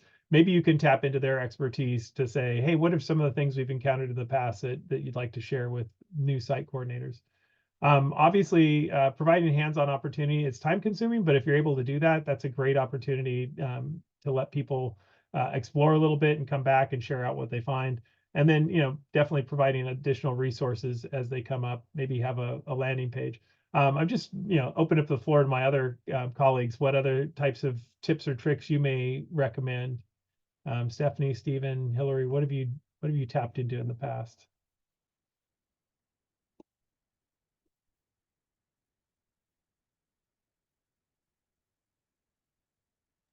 I think hands-on is really important, and you can't underestimate the power of community, even if you're going to do individual trainings. So individual Moodle completions for some of the elements. You can bring people together into a group to do that that training. So that gives you a chance to problem solve any problems with connectivity or logins, and allows you to have conversations in the room. It's pretty lonely completing a 2-hour module on your own. So it's nice to get people together to do that. Yeah, I'm thinking like even like doing that like staff meetings and things like that where. I was gonna just extend upon that. I didn't mean to jump in on you, Stephanie, but if it was staff meetings that I could stack that information on, or even at the beginning of the year, if I was able to show staff like our PD schedule and where the opportunities were for both our novice and our more expert, so they had that hands-on element, I think kind of gave them that little, like, they were able to see on the horizon what was coming down, but it also gave them a group with which to ask questions and kind of feel like they could navigate kind of together. Good stuff. Yeah. Yeah. And if anybody in the meeting has other things they recommend, please just drop those in the chat. There's an opportunity for us to share even here. So one thing you want to do for your training is to document everything. Okay, so you want to keep sign-in sheets, or if you're doing it on virtually, you want to download that participant Zoom participant list, for example. You can download a completion report in Moodle as another option. Definitely you can retain a file for the Moodle training certificates for your California alternate assessment. A lot of folks will do this or save it as PDFs. For CAASPP test audit purposes, and for evidence of staff training, you must keep copies of your training materials. And I had this happen. This is a few years back, but there was actually the state controller, which is different than the CDE or ETS. The state controller came in and were auditing because there was some funding that we took advantage of from the state. But then they wanted to see all the training and everything that we'd done. So we'd had sign-in sheets and everything, but it was we're lucky that we kept it, right? So you definitely want to make sure you maintain all those. You might be asked to provide documentation that staff completed the appropriate CAASPP trainings if you get an ETS test administration audit, and this does happen. We're a big county, so we definitely every year we have a few of our LEAs that are getting run through the test administration audits. And then there's the rare occasion when a testing incident might have to be investigated by your LEA. So definitely document. We're not going to dive into this for the sake of time, but I do want to just briefly just pop over to I'm going to share it out here as well. So the test administration manual, where were we? The TAM, we talked about it briefly, and we have an activity. You might want to, this is something that you might actually have your folks try out as well. So look at the activity that's in your handouts, but have them drop into this is such a great, the test administration manual, because it's kind of like better to, teach a man to fish than to give a man a fish, right? So it'd be a good activity that you can have your coordinators run through as well, just to kind of find stuff there, everything that's in there. So, asking questions like that are in there, like, what do you do in the case of this event? So take a look at that. And I'm going to just hand over, Hillary, are you going to run it, or do you want me to run it? Do you mind running it? It's just a few slides before we move over. On the other ones, we'll do demos. This one just kind of spins. So with that being said, let's talk about some test scheduling. So test schedules are developed at the LEA or site level and are made with a number of local considerations. These include limitations within the LEA and school calendars, the number of students needing to test, access to student devices, and staff availability to conduct testing, among other factors. When determining test schedules, coordinators should take the following into account: staggering testing. Other assessments occur at the same time. They're going to require some planning and staggering. For example, the summative LPAC to be given early in the summative LPAC window prior to the opening of the summative CAASPP assessments. Coordinated administration. I know we spoke about that with regards to high schools a little bit, and their AP and IB and other exams that need to be considered when developing these high school testing schedules. Things like pause rules and expiration rules dictate how long tests remain open for students once a test has begun. And estimated testing times will be key in determining how long to schedule for testing. However, the CAASPP is untimed, and you will need a plan for students who take less than and more than the estimated time to test. And one thing I just wanted to mention is that coordinated administration. I can't explain in a previous life how important it was as a high school principal to have definitely calendaring parties, I call them. So we would have people at the beginning or the end of one year reflect upon testing, but bring every group together, AP, IB, sports, band, theater, everyone kind of come together so everyone had a large idea and a overview of what it looked like. And then in even some situations, Lisa, to get that buy-in, as you mentioned previously, stacking. So if we had collab days for ELA that were going to be maybe norming rubrics and looking at essays, stacking on time to look at, essays from CAASPP and giving them an opportunity to vote on things kind of gave them some sense of ownership and got them to kind of, be part of that process. So I can't kind of have you consider some of those administration windows versus middle school, previous as well, life of middle school and high school principal. It sounds very convenient on one end to have your middle school and high school potentially testing on the same window because it's easier to control. But I couldn't encourage you enough to bring in both groups and realize that middle school is a lot more flexible and can test later in the year with makeups versus, your high school who potentially would like to do, especially if you're AP heavy, test before, right when the window opens, right before spring break, then maybe giving them that break before they get into another round of testing. So making sure we kind of touch all bases and bring everyone into that conversation will definitely help out and give you those blind spots you may not otherwise see. So there are 3 key terms that you need to remember when it comes to scheduling CAASPP: available testing windows, selected test administration windows, and testing schedules. Sometimes these terms are to be used interchangeably, so I want to spend some time talking about each and how they're related to each other. The available testing window is set through the CAASPP regulations and is based on the percentage of completed instructional days, which is 66% of the school's annual instructional days. Within the available testing window, LEAs establish selected test administration windows, which are sometimes referred to as testing periods. Depending on school calendars and other circumstances within the LEA, LEAs may select up to 6 test administration windows within the available testing window. Coordinators will enter these windows into TOMS, identifying the dates and summative tests will be available to schools within the LEA. Also, the last step is to assign schools to selected windows in TOMS. One exception is the CAASPP for science, which does not require a testing window to be set up, as the 4 embedded performance tests are intended to be administered throughout the year shortly after the student receives instruction. Another exception is a CSA, which can be administered throughout the CAASPP window.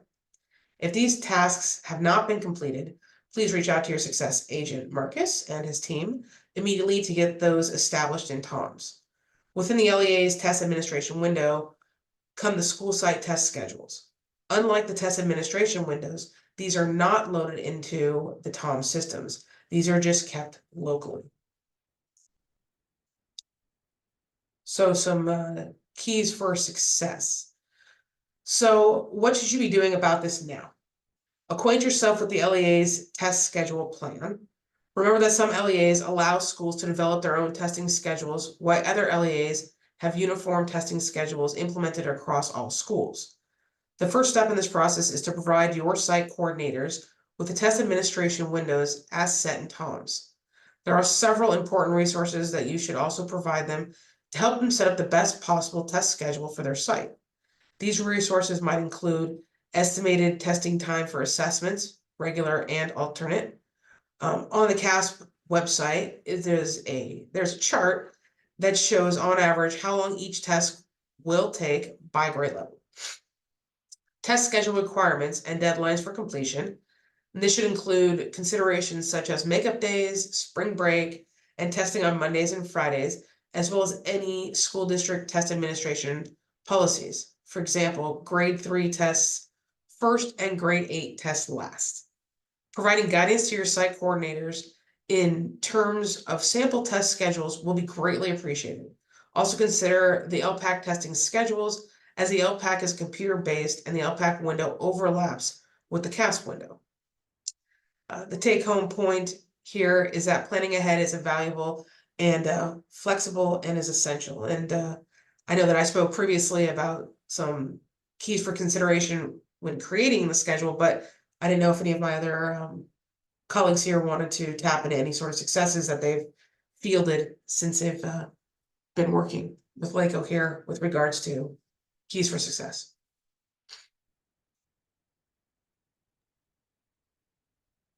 I think you covered a lot. I think just coordinating, making sure you bring in all the party. You can just never know when you're gonna inadvertently schedule something and not foresee a conflict. And you don't want to be messing around this, lay down the foundation early and everybody be on the page so they can work around you rather than trying to adjust your windows later. Agreed. I think with that also comes in our next slide here is the makeup days. It's important to plan for those days as well to maximize participation in the CAASPP test.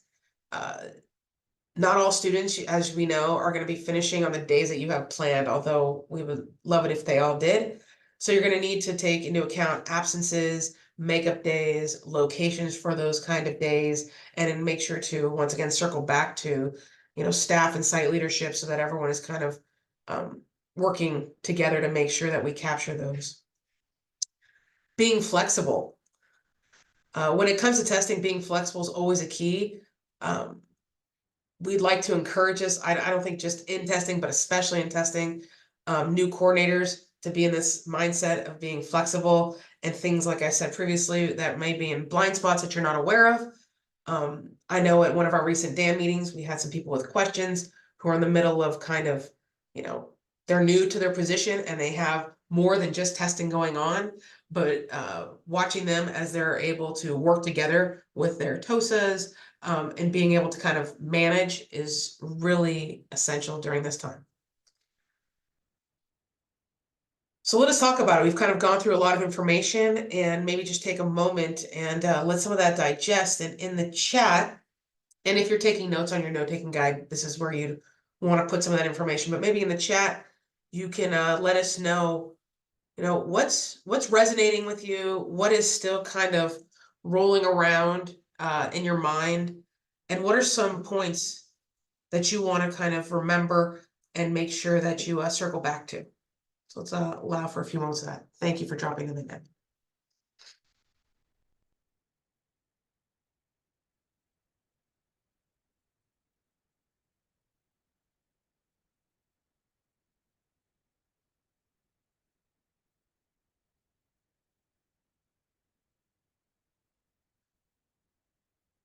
Training, planning, and prep. I see that, yes.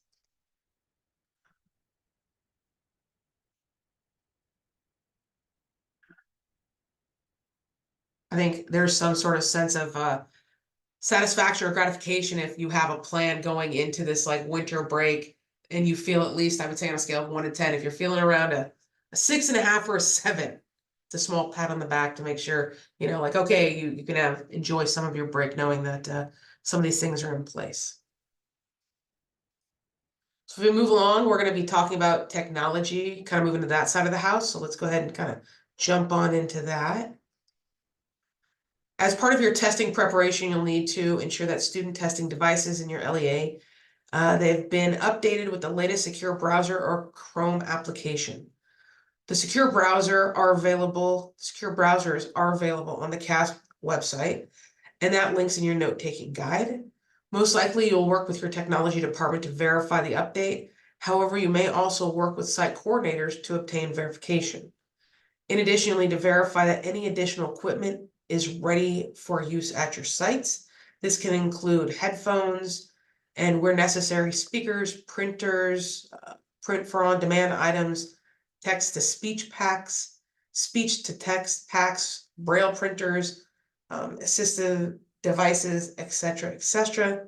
Testing these things out prior to testing is extraordinarily important. You also want to confirm with your IT what students need to launch a secure browser on their testing device. For example, what icon do they select to launch the browser? It's helpful to include a screenshot in the LEA or site testing or training materials so teachers can see the process that students are going to follow. Moving along to remote testing. Remote testing is still available for students who are receiving distance learning instruction for catastrophic circumstances, such as a fire, and health reasons. But since the alternative assessment is administered one-on-one, remote testing is not available for the alternate assessments. Identify which students need to be tested remotely. Determine who will coordinate testing for this group of students and work with them to develop a plan for technology, testing windows, staff and student training, and testing itself. So the technology resources page on the CAASPP website feature all of the updated information regarding technology preparation for online testing. The download page for the secure browser, diagnostic information, manuals, and the training webcast information are all posted on this page as well. And I believe we're going to pass over to Evan. Back to me. Accountability implications, and probably you all know, as far as accountability, this Friday the California School Dashboard will be released, and hopefully you've had a chance to look at your LEA's dashboard preview. But every year there are definitely some things you want to keep in mind as the CAASPP coordinator that affect your dashboard. The rules are somewhat different when it comes to the dashboard, so some things you want to be mindful of. So there are really two things. First of all, you want to be aware of the two types of condition codes that can be entered into TOMS for students that would leave them, make them exempt for CAASPP testing. One is the parent guardian exemption, which we call the PGE. These are requests from the parent for their child to be exempt from testing. And students that are coded with the PGE, they're counted as non-participants in testing, affecting participation rates. So you don't get excused for them just because the parent asked to be exempt. They're actually included in your denominator, so they affect that. Also, the not tested for medical emergency is another code to be aware of. This is coded as NTE. These are for emergency situations where a student is not able to test due to medical reasons. These students actually are removed from your participation calculations. They're not included in the denominator, so those do not count against you for participation rate. Parent and guardian exemptions is an area we definitely want to highlight because it's important for part of your role as the CAASPP coordinator to manage these. We did talk about these in August, but as we approach the testing window, let's just do a quick refresh here. It is essential to know that the exemptions from CAASPP testing are legal rights for parents and guardians. It's in Ed Code, and this can affect the school and your school district's participation rate, unfortunately, but it's a reality of life, right? So if a group of parents collectively decide to exempt their children from testing, which does happen, people talk or people get motivated, we want to opt our kids out. I have a school, it was an alternative school, I should say, with a kind of alternative approach to education. We had like a 50% opt-out rate annually, and they still do, and there's really not much you can do about it.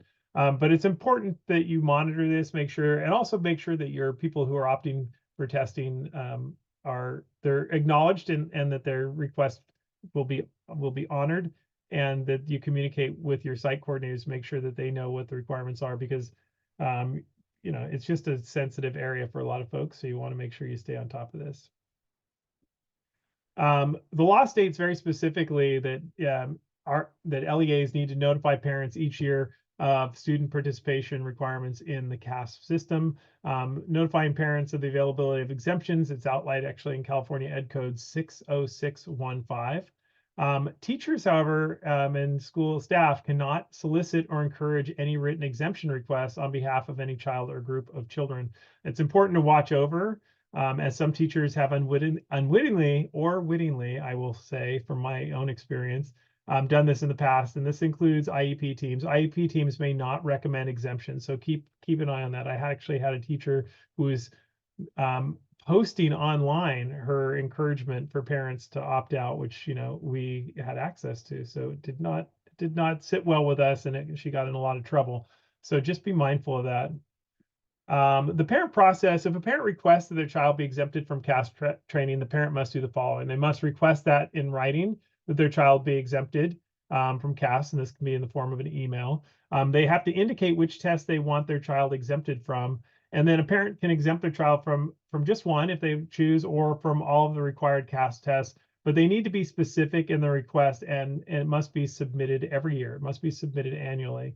Now, in some cases, you might have a student tell you that their parent doesn't want them to participate in testing or that they need to be excused for a medical reason. But until you receive the written notification from parents, that student really just needs to continue to participate in the test administration. And a reminder, there's no exemption from LPAC. That's not exemption. Same, the physical fitness test also doesn't have exemption, since Anne-Marie, you brought that up. But for all the CAASPP tests, you just need to be mindful of that. And it does come up every year, and typically where there is a notification that most LEAs will put in their student handbook, or for the parent handbook. So it's usually notified in the beginning of the year. I'm just reading, since it's relevant, Lisa's note here. Our opt-out rate in CAASPP was 0 last year. We implemented a testing policy that limited access to extracurricular activities for those not testing.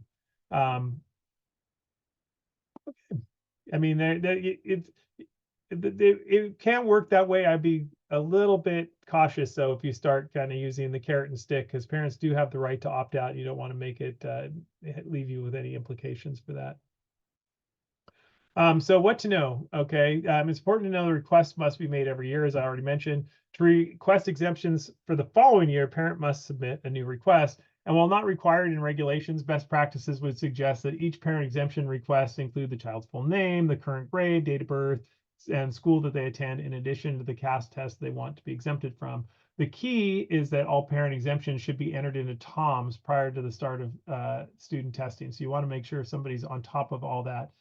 You don't want to find yourself in a situation where a parent has filed for an exemption, but for whatever reason it wasn't entered in the system, and the student takes the test. So that's that's an unfortunate reality, but you want to make sure you're on top of it. Practices on who reviews and manages exemptions at each school site will vary. You should refer to your school district's protocol about who will enter the parent exemption code into TOMS. Could be your site coordinators, could be you, if you're the only person, if you're at a charter school, for example. When parent exemptions are entered into TOMS prior to the start of the testing, the system will block access for the student. That's why it's important to get it in advance. You don't inadvertently test, because it's already blocked for them. But what do you do if you receive an exemption after the student starts the test? That does happen. Like, oh, testing's happening. The kid comes home, mentions the parents, and they're like, oh, I meant to, exempt you from this.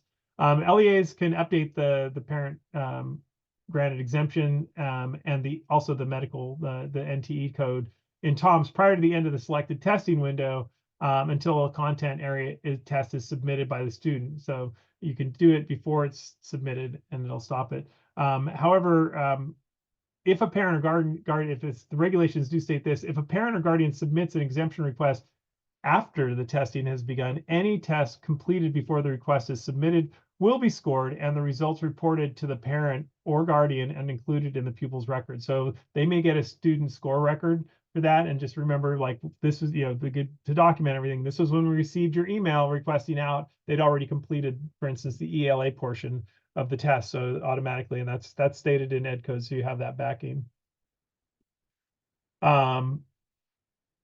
So the dashboard, and this is where the implication comes for this. You and your site coordinator should also keep in mind the importance of test participation in terms of the California School Dashboard. I can tell you from looking at the previews, we saw a lot fewer violation, a lot more schools, I should say, most schools and LEAs met the participation rate of 95% that's required for testing of students.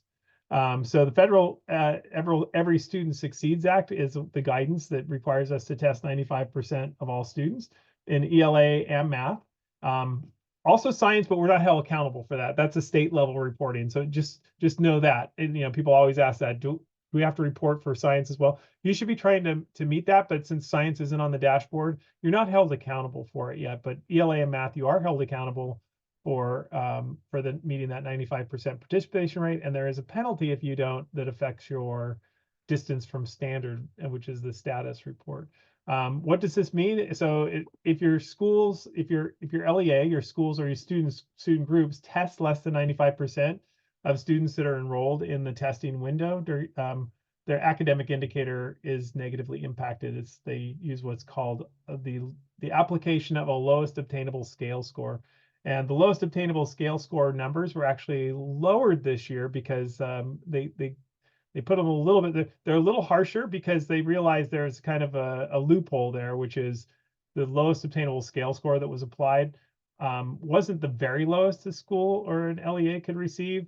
So it could have incentivized some schools to say, oh, this student's going to bag this test anyway. Let's just not test them, and we'll take the loss over what potentially is the earned loss had they taken this test. So just know that loss is a little bit harsher this year than it was last year. So currently, if you're below the 95% participation rate, you get your distance from standard calculation is includes the loss. Whatever number of students would be needed to have tested to bring it up to 95%. And I saw a couple questions in there. Howard, if there was a parent request that a school didn't submit to me in time, is there a way to delete the take it exam after the fact? No, you can't do that. Unfortunately, they have to get it in, and you are backed by Ed Code on that. So if they didn't get it in time, you can't delete it. Is the 95% participation requirement based on a grade level or overall site level? So the 95% participation rate is applied to sites, so your school and the student groups within the school, and that makes it kind of challenging. So you've got all your race ethnicity groups, your students with disabilities, your foster youth.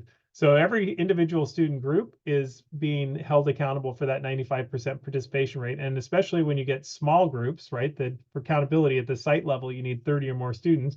But if you just have 30 students who would be eligible to be included in that, a handful of students not testing can have a major impact on the distance from standard. And we saw it last year. We had a number of schools that it lowered their status, one full status level, by not getting me the 95% participation rate. But this year, like I said, we see it far fewer. So you have some homework, okay? So it's important to understand what process your district is using for parent exemptions. There's an area in the note-taking guide titled Parent Exemptions Homework. And your homework is when you get back to your LEA to figure out how this is handled at your site. Contact your site coordinators if you have to investigate how parent exemptions are being handled. Is there a system or process already in place? And how is that working? It's best to continue past practices just because, it's kind of late in the year to be changing things around. But then you can establish what are the best practices. Like I mentioned, usually the parent exemption notification goes out in the beginning of the year. This is not trying to be sneaky. You're meeting the requirements, right? To let people know at the beginning of the year that they have the right to opt out.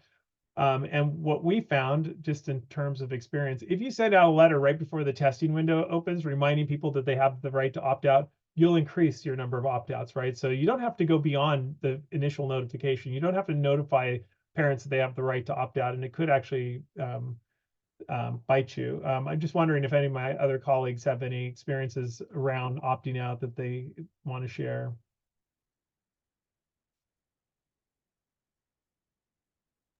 I don't just think think any- a lot of it has to do with like messaging also. Yeah. I mean, because there is such a misunderstanding about it, that messaging is really, really clear. Yeah, and with teachers as well, because I mean, I've had teachers in the past who would kind of just like let their students know, like, oh, have your parents write a letter. And it was like, oh gosh, so really being very clear about how it's communicated with staff as well. That's a great point. And I'll address your question or I'll repeat in just a second, Natalie, but I do want to say one of the things that I always encourage people to do is to speak to the value that the test results have. I think a lot of times people are like, we test too much and, this drill and kill, it's like the tests look nothing like, first of all, the STAR test used to, right? A lot of parents have this idea that, oh, this is really just not helpful, not useful. And sometimes even teachers will say, well, we don't even use that. But when you start looking into SIRS and you can actually drill down to look at domain level results for classes, 30 or more, 30 more. And moving forward, we should have some individual domain level composites being reported. It can be really helpful to set some priorities for the year for your assessment strategy, or not your assessment, your instructional strategies for the year. So that's one of the things I would emphasize too. Is like, we do gain a lot of value for this. It is important that your child participate, not just for their individual to measure their own preparedness, but also for the school overall. Natalie, just to address, so basically the 95% participation rate is expected for at the student group level, the school level, and then the district level if you're coming from a district. So you have to meet it at all those. And then so student groups both at the school level and at the district level have to meet that participation rate or the loss is applied. I just wanted to tap into, I saw Kristen said, you know, incentives. In one site where I was administration and leadership, it was common practice to opt out of testing purely because it wasn't in alignment with AP testing. It was competing.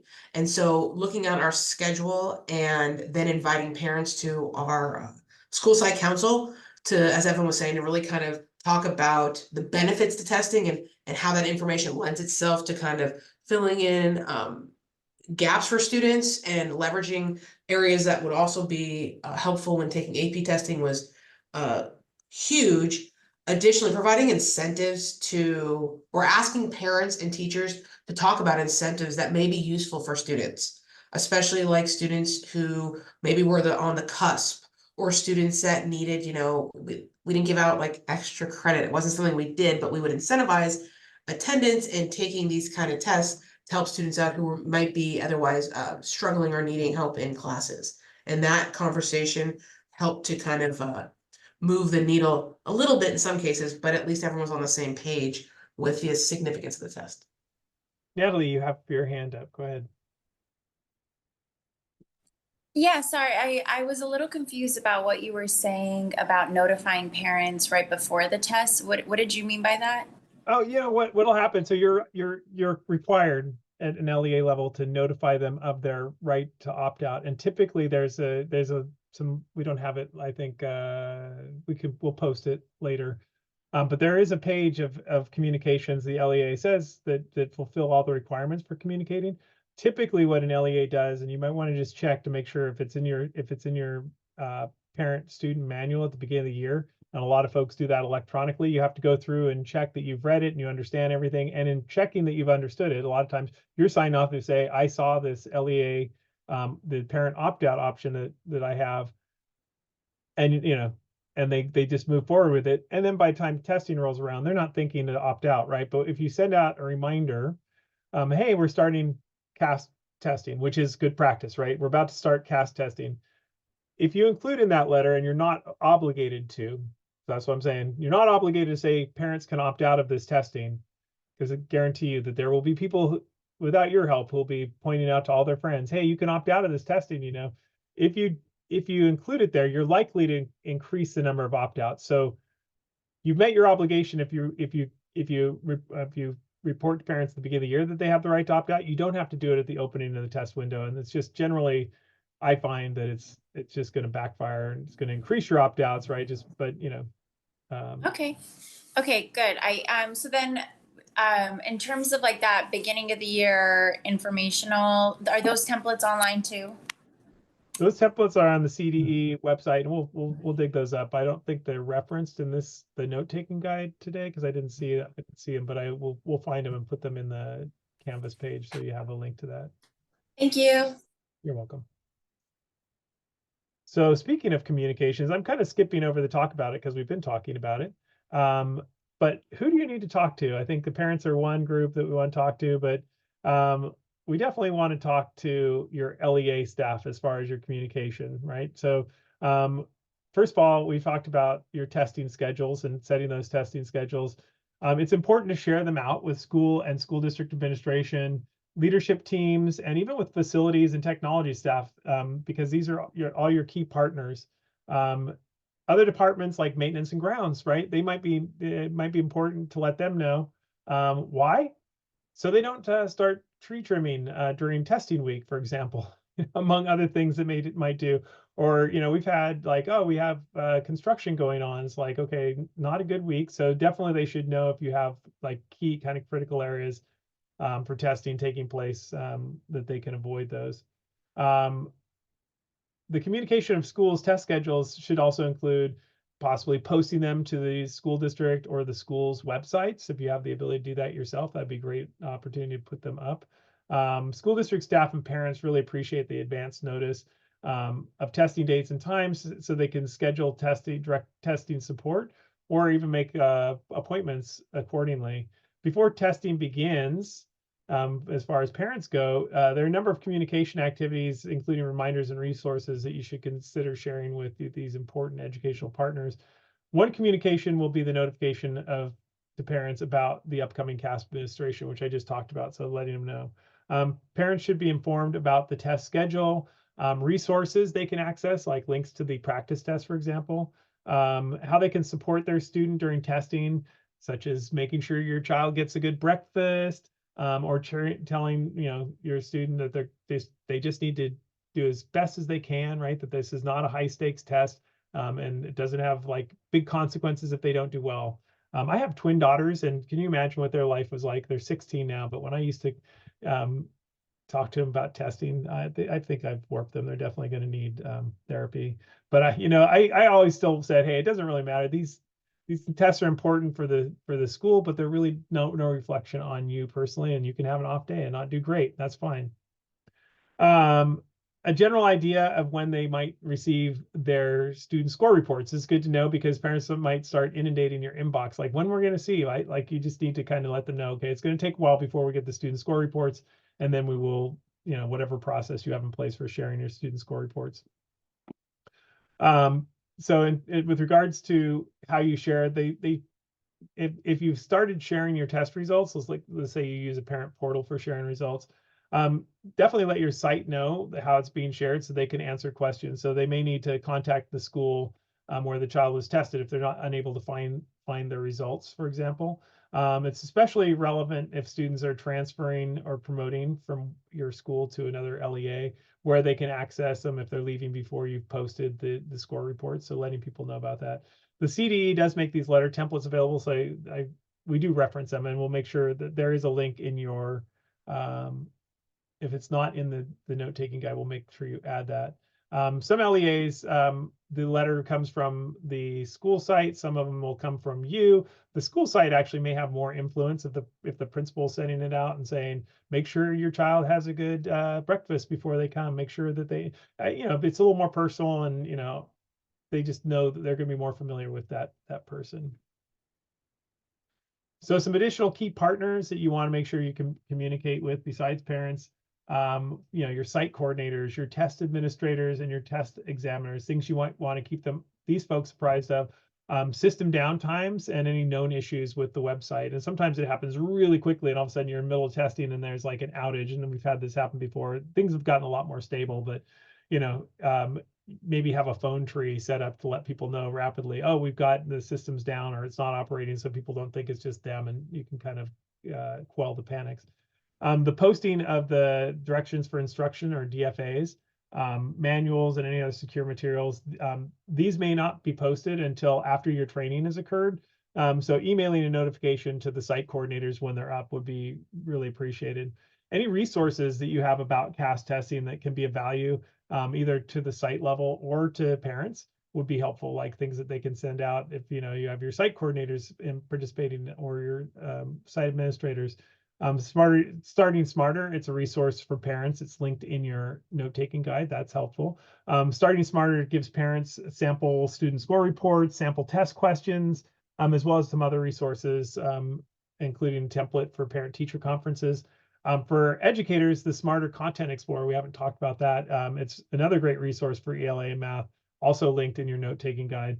And then if you don't get it already, the Assessment Spotlight email, we suggest you sign up for it in August. I think it just came out on Friday. That's a great way to stay informed. And if you're, don't want to inundate your site coordinators and have them sign up for it, you can always just take pieces out of it that are relevant and forward those.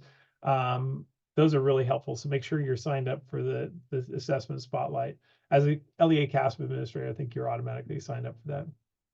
Other reminders you may want to share with your site coordinators is, the value of practice and training tests or interim assessments. Some teachers have created a homework assignment out of the practice test, for example. And then, just any test security practices and test incident and irregularity reporting processes. Those are good things to remind folks kind of in smaller chunks throughout the year. So we're not going to do a paired chat, but we will use the chat.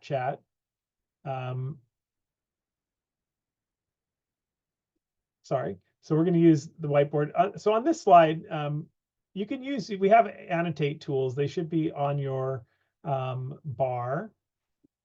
Make sure I've enabled them. Okay. And make sure you enable them. So on this slide, we have a column for the three main educational partner groups. So we have the LEA staff, the parents, and then your site coordinators and test examiners.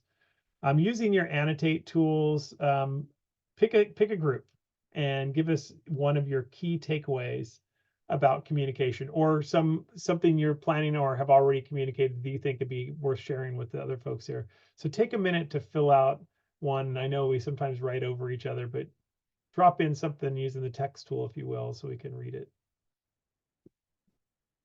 Does everybody see the annotate tools? Oh, I see Lisa's in. Okay, looks like everybody's getting in there. And while you're dropping something in, I will just ask my colleagues, what are some strategies that you use for communicating? What were some things you felt like, oh, that was good? I think the weekly email updates were pretty helpful for me. Anybody else who shared stuff? Parent Square from Natalie.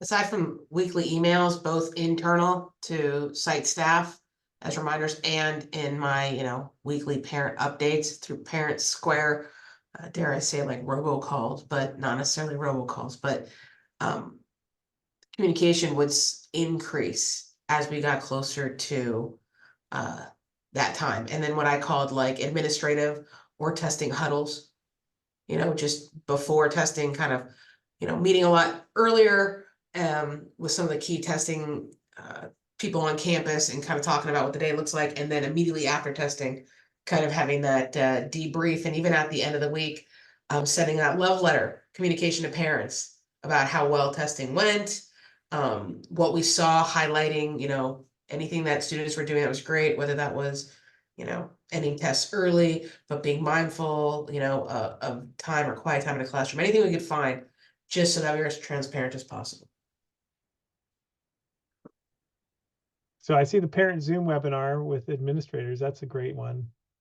More information above and beyond test dates. Yeah, I think I would say information is like oxygen, you can never get enough. All right. How about another 5-minute break? Okay, let's take another 5-minute break. It is, let's come back at 10:45. So it's 5 minutes plus.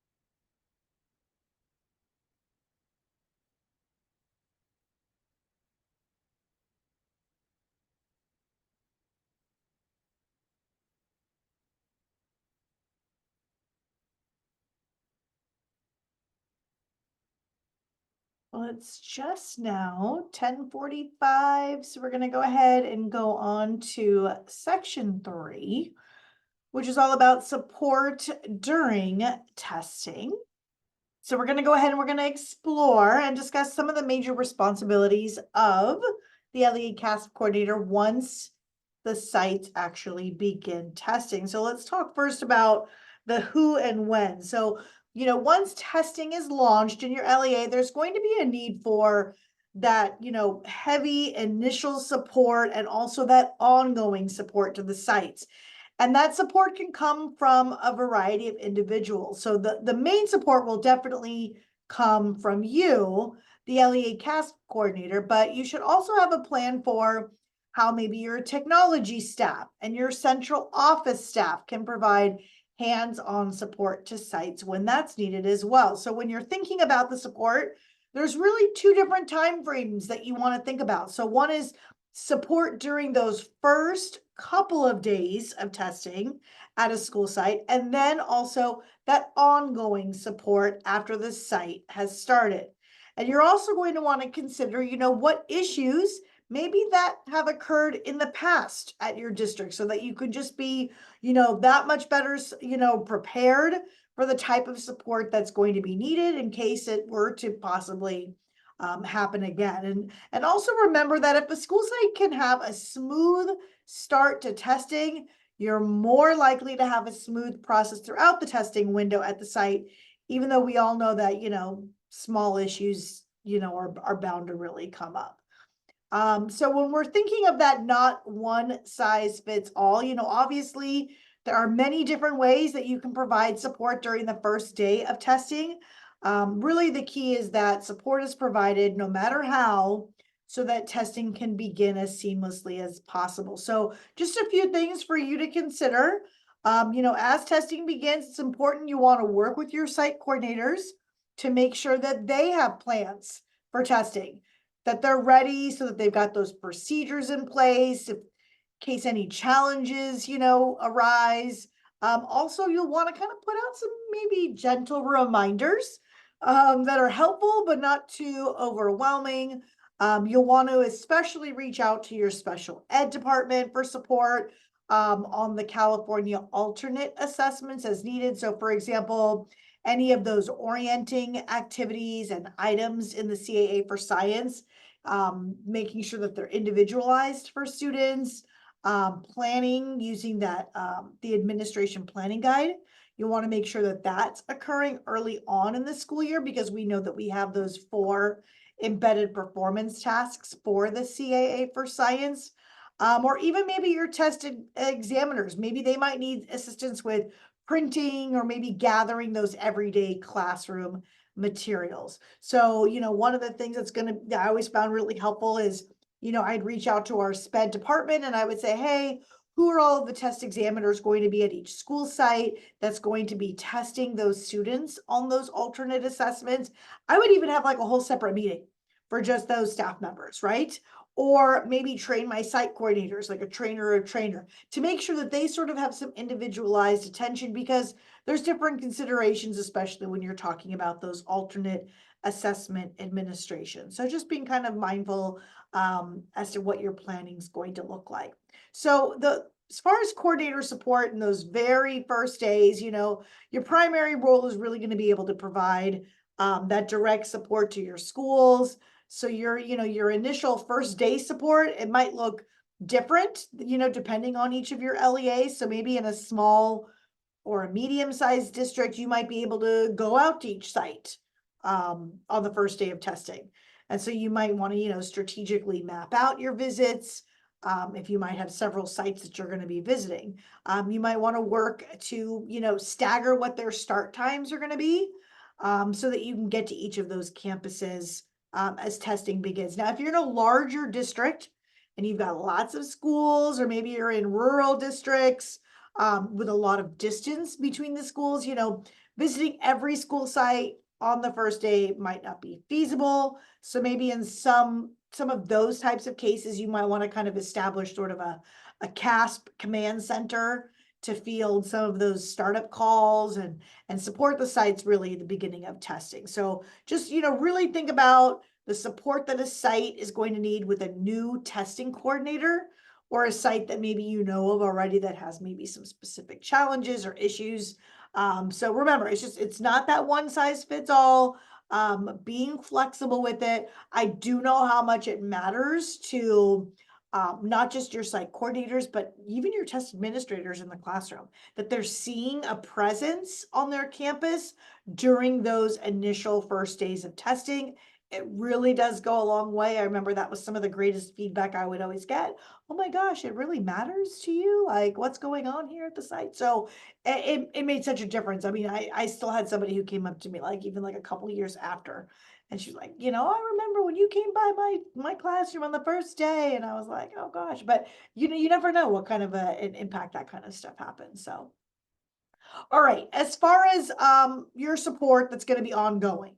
So, once testing really gets going at your sites, your job's going to continue, but it's going to be more of like sort of like an on-call, responsive in nature. So, during that time, you're sort of thinking of yourself as sort of like, fireman and an investigator, advisor, maybe like a therapist.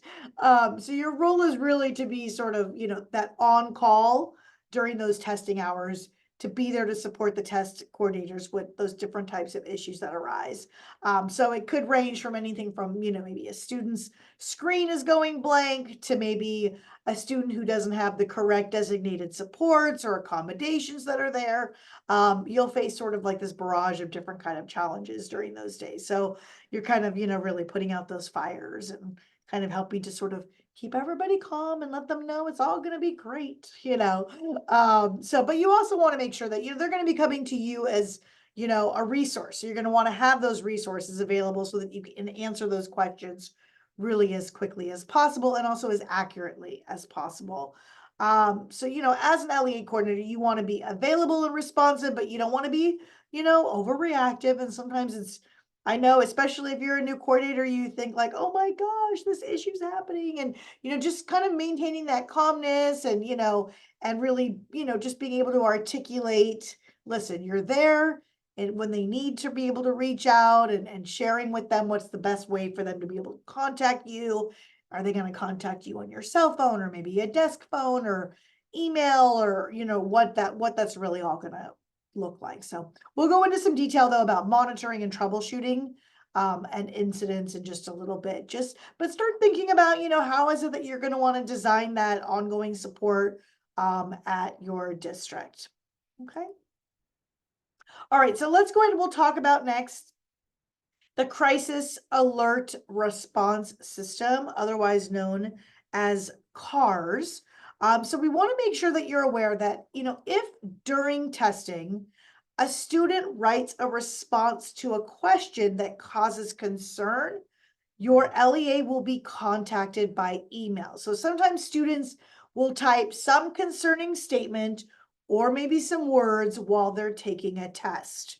So LEA coordinators and superintendents will receive an email alert if something needs to be addressed. So you're going to need a plan for receiving these CARS notifications, right? Crisis Alert Response System notifications. And again, they're confidential. They are sensitive papers, and some are, quite frankly, they're very urgent matters that you're going to need to tend to. So you're going to want to have a plan ahead of time to identify who at the site that you're going to notify. What is that support staff going to look like that's going to need to be included? Oftentimes that's your social workers, your psychologists, or maybe counselors. And you're going to want to be able to communicate that plan with your superintendent staff and leadership, okay?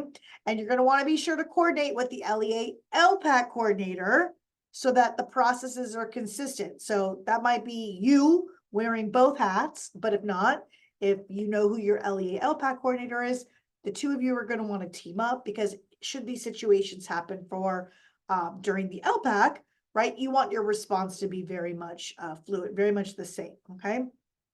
The key is you want to follow up to really ensure that everyone is safe, okay? All right. Let's talk about technology support during those first days. Now, your technology staff is also going to be so instrumental in the success of CAASPP testing at your site. So it's really important that you plan with your technical staff and you define those key tasks and roles before testing, during testing, and also after testing. Now, the scope of technology support that's necessary to pull off CAASPP testing will require that collaboration between your IT department and also assessment and educational services, which in some districts can be a new concept and maybe even uncharted territory. So it's really important to establish and foster those relationships throughout the year. And so there's one really great tool, which is the technology coordinator checklist, which can facilitate those discussions to create what your district's plan is going to look like. So in your note-taking guide for today, you'll find a link to that technology coordinator checklist. And again, same thing.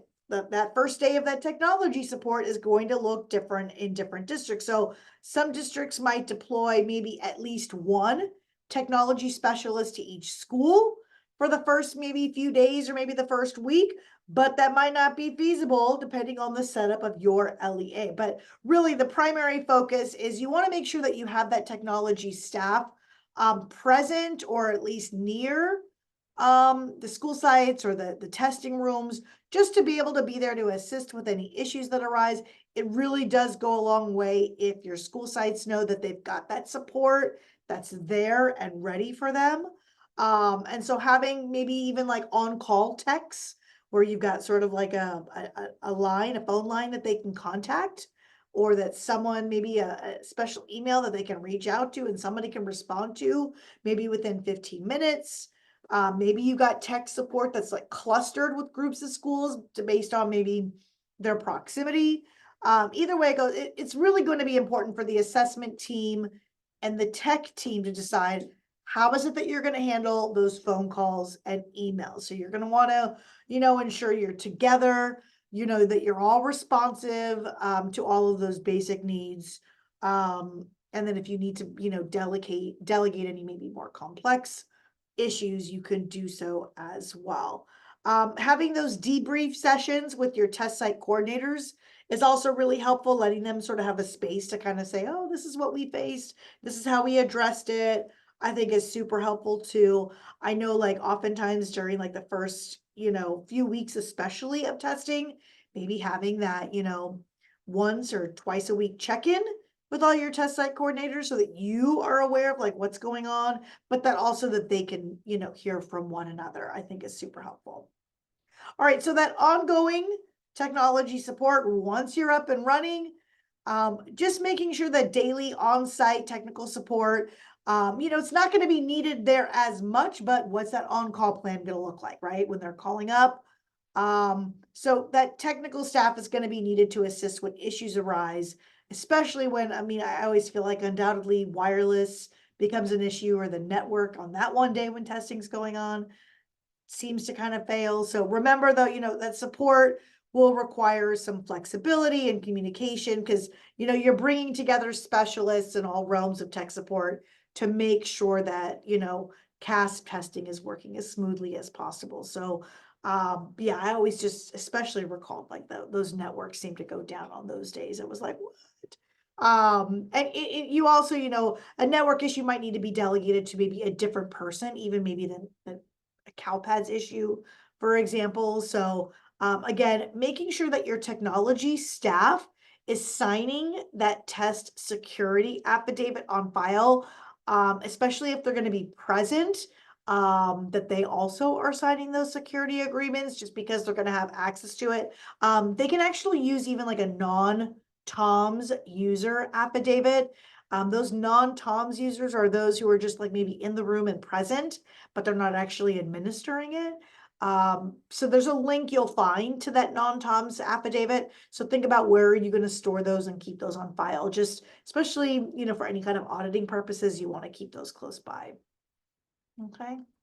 All right, let's talk about some district staff support, right? So again, depending on the size of your district and the personnel available, You may be using your central office staff that you're going to be deploying to provide support during testing. So, as the start of testing approaches, you're going to think about, areas where the sites might need support, who's able to help, outside of even just the assessment world and the technology staff. So, some districts, really enlist central office staff to assist or to at least be on call. And that could include, curriculum staff, or maybe you've got teachers on special assignment, or maybe there's clerical staff.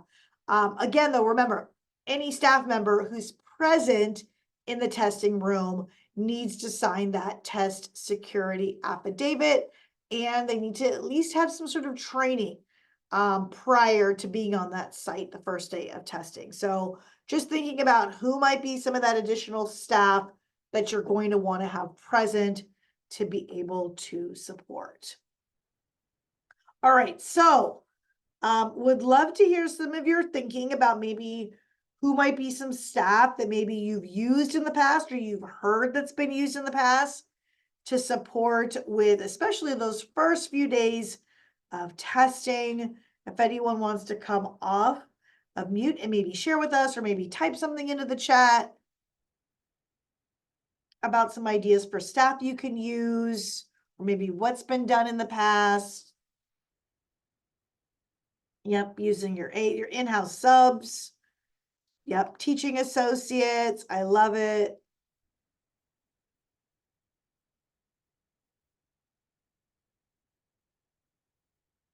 Yeah, it's really, I just always remember those beginning days. It was literally like, okay, all hands on deck. Everybody was there. Everybody knew, especially at central office, like this is when testing is beginning, right? We would deploy staff to different school sites. I can't tell you, it makes such a difference when they see that, oh, you're there and you care, and oh, they're coming out to our sites to visit. It matters. So. Yeah, you mentioned that at the LPAC training. I do think, I went out one time because we had one site that was doing a lot of speech to text, right? And I'm like, I'm going to administer, this. And I think it made a huge difference to actually have me go administer a section for this LEA, because I had a small group and they're like, technology is better now, but at the time it was like, what the heck? Shannon, were you going to share too?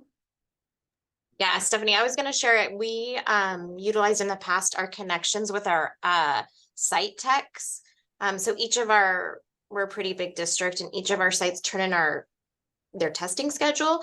So then we create a site tech one specific. So if the site techs aren't there on that day because they share schools, the CAASPP site coordinators know who to contact. Yeah. And then my small team of us, we deploy out. But I love the idea of utilizing other district TOSAs. I haven't done that in the past, so thank you for that. Yeah. I always say like all hands on deck, having everybody know like, okay, the window's open, and just deploying everybody, especially that first week, and just having them rotate sites. I think if you're working, like you were just saying, with a large district, today you're going here, here, and here, from this time to this time, and providing that support. And yeah, it does make such a big difference. All right. I see there's some comments also in the chat to just kind of add to our thinking on this. Okay, perfect. I think I'm handing it over to Stephen, who's going to go over some information, maybe on, I think it's on special populations. Yes, perfect. That's right. Thank you. Thank you, Stephanie. So we're going to focus on some of our special populations here. We'll start with special education. In September, we touched on assessing students with disabilities and how site coordinators should review the student's IEP to determine whether the student should receive the Smarter Balance ELA on math and the CAST or CAST, or the California alternate assessments. It is also important to establish procedures or documentation about how test assignments are made and include this information in your trainings. The alternate assessment IEP team guidance webpage is intended for IEP teams to help guide them in determining whether The CAAs would be the most appropriate assessments for an individual student with the most significant cognitive disabilities. The CDEs have developed a new optional alternate assessment decision confirmation worksheet. It's a PDF. And that's intended to help IEP teams determine whether a student is eligible to participate in the alternate assessments. And there is a link to that in your note-taking guide. It's a good idea to coordinate with special education staff to ensure students are appropriately identified to take the alternate assessments or general assessments. Remember, alt for one, alt for all. If a student will be eligible for one alternate assessment, the student will take the alternate assessment for all state assessments. And so be sure to coordinate with the special education department to communicate all of this information with your principals or administrators and your site IEP teams. You want to keep everyone in the loop, and you are that source of information. Non-public schools. So they serve special populations. NPS enroll individuals with exceptional needs pursuant to an individual education program, an IEP, and are certified by the CDE, by the California Department of Education. You'll need to make contact with all of your NPS sites and establish that contact prior to testing. Often, NPS contacts established at the beginning of the year change by the time the testing window comes around. So you'll want to communicate with sites in advance to confirm testing dates for these students. And remember, the LEA coordinator of the student's district of special education is responsible for adding test administrators at the NPS or to TOMS. You will also need to track test completion status for your NPS students, just like at any other test site. As mentioned before, you, as the LEA coordinator, will need to build relationships with the NPS coordinators so that an open line of communication can be maintained. Enrollment in an NPS changes throughout the year, so you will have to keep monitoring an enrollment as well. Planning for issues. So let's shift our focus yet again to talk through how to plan for issues that may or may not happen. Through all our years as LEA CAASPP coordinators, we've seen a lot of issues arise during testing, but today we're going to focus on issues that seem to come up most often. New students will enroll after the start of testing, for example, or there'll be changes in students' accessibility accommodations. There'll be changes in student status. There'll be parent exemptions that are received during testing. And you'll want to know what to do when something happens that you've never had happen before. So we'll talk through some of these issues. First, new students. Students enroll in your LEA after the testing window is open may require a little extra attention. There's often a delay between that student's enrollment in CalPads and when the test becomes available for the student. You know, remember the systems graphic we reviewed in September? From the time of enrollment, it can take up to 3 to 5 business days before the student will appear in the test delivery system. And that's because the transfer of information from CalPads to the test delivery system alone takes at least 48 hours. So each system step will take some time. Once a student is in TOMS, you'll be able to see if they completed a test in another district. Tests already completed will be grayed out on the student's test selection screen, and the student will not be able to access that assessment in this summative administration. This information will also appear in the completion reporting that we will talk about shortly. It's important that LEA CalPads administrators, that you will make timely updates in this CalPads. It's important that LEA CalPads administrators make timely updates in CalPads to ensure students are eligible to test. Make sure you know who your LEA CalPads administrator is and maintain ongoing communication with them. Sites could call the previous student's school to see if student completed tests here or not, for example. And sometimes this will help with scheduling and planning of testing. You also have students that move out of the district, and there's a lag time sometimes between when they become disenrolled, and they may still show up on your completion status report. This is something to keep in mind as well.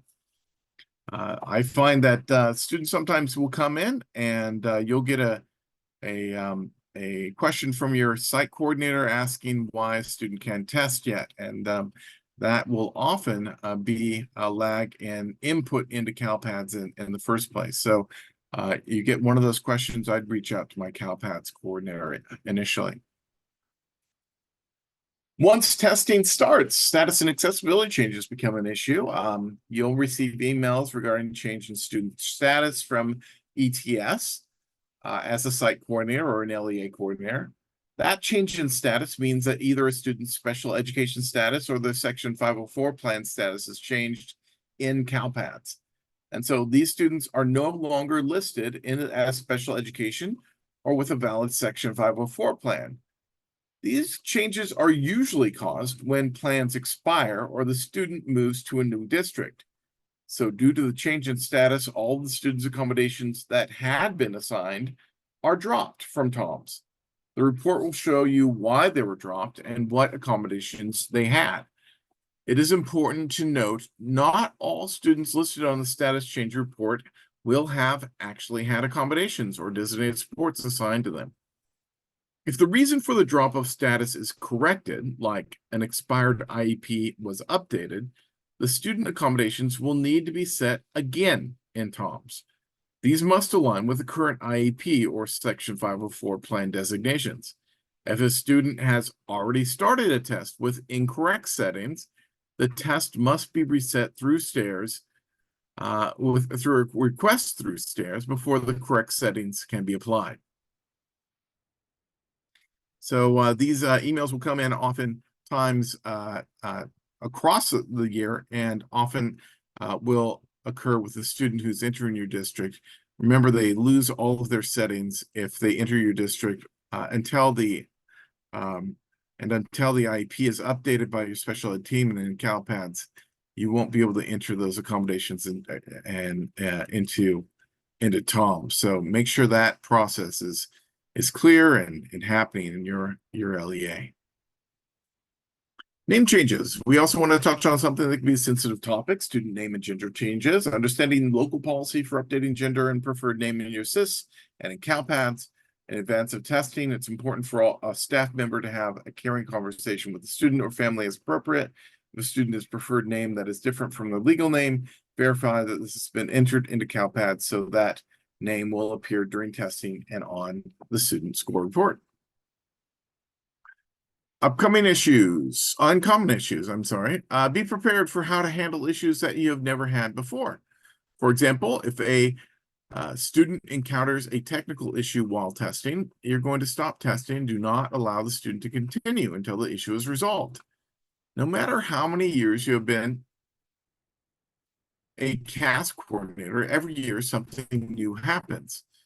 And as an LEA coordinator, you'll want to have a plan for how to handle these, especially if you are out of the office. Remember that only LEA coordinators can contact the success agent with an issue. So you'll want to have all your calls come through you, and you'll want to make sure you get the information, all the information possible before you contact the success agent. In addition to your success agent, one of the best resources you have are your fellow LEA coordinators. It helps to learn from others about issues they have and their solutions. If you have a problem that has happened in your district more than once, you might give a heads up to other site coordinators. Depending on the issue, the sites may be able to handle the situation, not have to call in at all. Just to remember, being an LEA coordinator is not a dull or boring job. One of the structures we have at LA County for facilitating your contact with other LEA coordinators is the Wednesdays at 1 and the DAN networking meetings. Those are a great opportunity to meet your fellow coordinators across LA County and exchange emails, get a chance to have somebody to talk to when you have a question, as well as reach out to ourselves and our success agent in Region 11. I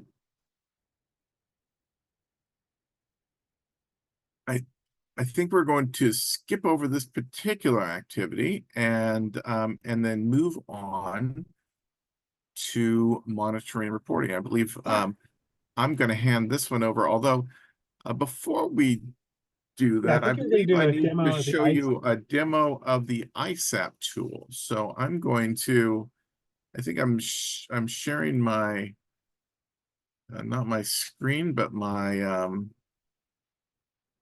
PowerPoint. So I need to reshare my screen, open up a browser here for you. Okay, really briefly, we're going to look at what one of the tools for entering accommodations, designated supports into TOMS, and it's called the ISAP tool. I'm going to show you what it is, then I'm going to give you some context, and then go back and show you how to use it to enter information. I'm just going to Google it. ISAP CAASPP, that first thing that's going to come up is going to be the ISAP tool. Whenever I'm Googling something that's California specific, CDE, CAASPP specific, I usually put in the words California or CDE or CAASPP, because let's say, for example, I'm Googling the dashboard, the California dashboard, I'll get a bunch of stuff about cars. I don't want that. So CAASPP will be the keyword that brings up the stuff you want. You can choose CAASPP or LPAC. Students can have accommodations set in CAASPP and designated supports in CAASPP or LPAC. Each of those will have to be set separately. We'll get started here. I want to give you a little bit of context really briefly before we get started in the ISAP tool and show you what you're actually doing. So I'm going to log into TOMS.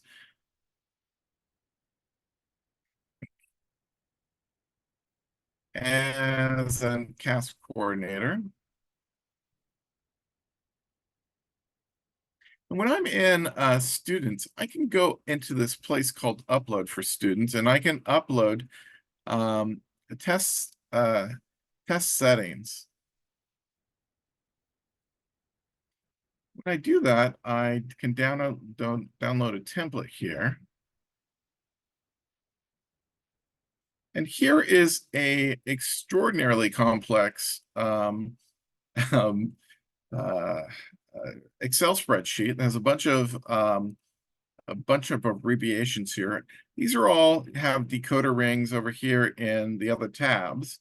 But essentially what we're doing with the ISAP tool is what you see is what you get, sort of a little bit easier way of navigating through that same file. So what you do with that file once you've built up test settings in that file is you can upload that file into the system, and then that will upload test settings into TOMS for individual students. It'll give accommodations and designated supports to individual students. So what you're doing here with the ISAP tool is you're building that file that you can then upload into TOMS for students. Now, I don't think this particular issue has been resolved. I believe if you already have designated supports and accommodations for a student, maybe manually entered, you'll want to make sure those are added as well into whatever you're doing in the ISAP tool. If you have multiple individuals entering information for individual student, let's say you have your teachers entering student, there's a structure here in this ISAP tool where you can save an individual student ISAP file, so you can upload it after multiple individuals have accessed it. The reason why is if you upload an ISAP file for an individual student and then have another ISAP file that has separate information for that individual student, one will currently overwrite the other. I believe that's how it works, instead of add to each other. Unless that particular feature has been changed over the last year.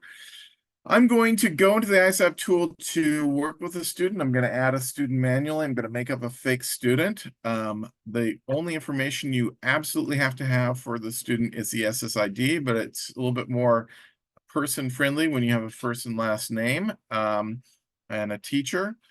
But here I have a fake student SSID 1 2 3 4 5 6 7 8 9 0, and then I'm going to go in and scroll down to the place where I can add supports. Note that you can indicate the student has an IEP or the student has a 504 plan, or that this is based solely on educator recommendation.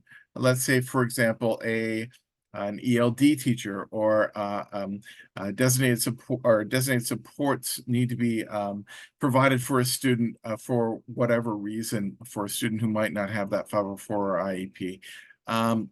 That would be educator recommendation. Anything that requires an accommodation, anything requiring an IEP or a 504 plan, it won't show up unless you click IEP and 504 plan.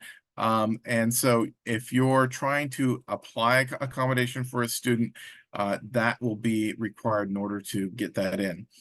So IEP plans, these should follow what's in an actual IEP, those things that are added for a student in terms of accommodations. So this could be a tool that's used in an IEP team meeting to select accommodations if there's no other appropriate tool available for use for preparing for the CAASPP assessments.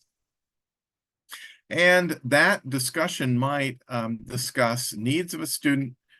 And then once you have needs of a student, you can look at those different accommodations and designated supports that could meet those needs. For example, large print, I choose large print. I choose word prediction on any of those areas where it will not change the construct being tested. Anything that you enter here in the CAASPP tool, and then you create a file for that, that'll give a valid, complete student,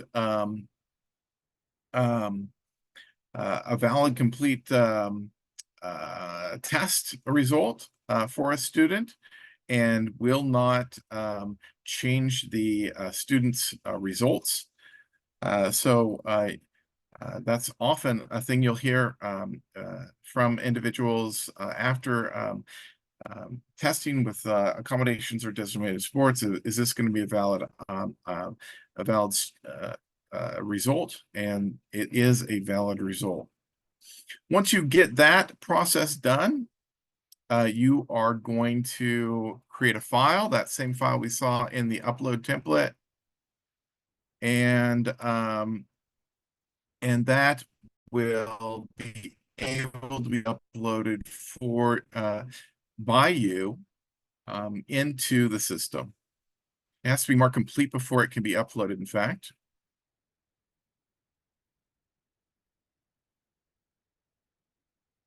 So here's where you create a TOMS file. If you look at that TOMS file, you'll notice it looks exactly the same as that template, except it has those accommodations and designated supports noted in the right format.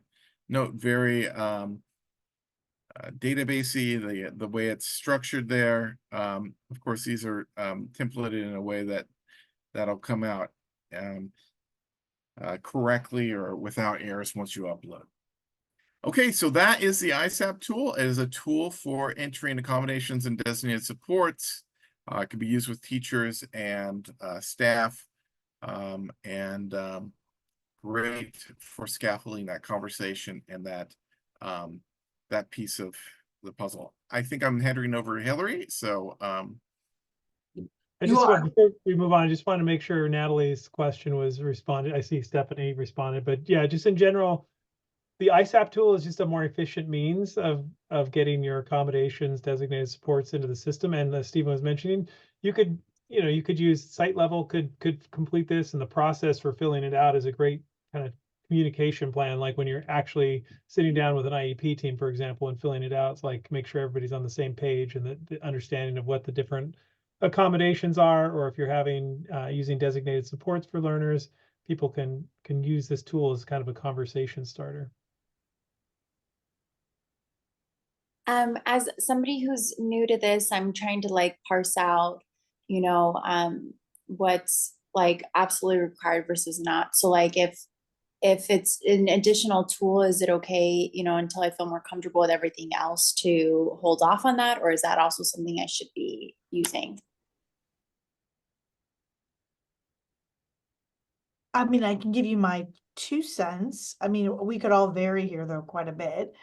I can tell you when I was starting out as like an LEA coordinator, I sort of went into TOMS and worked on adding the accessibility supports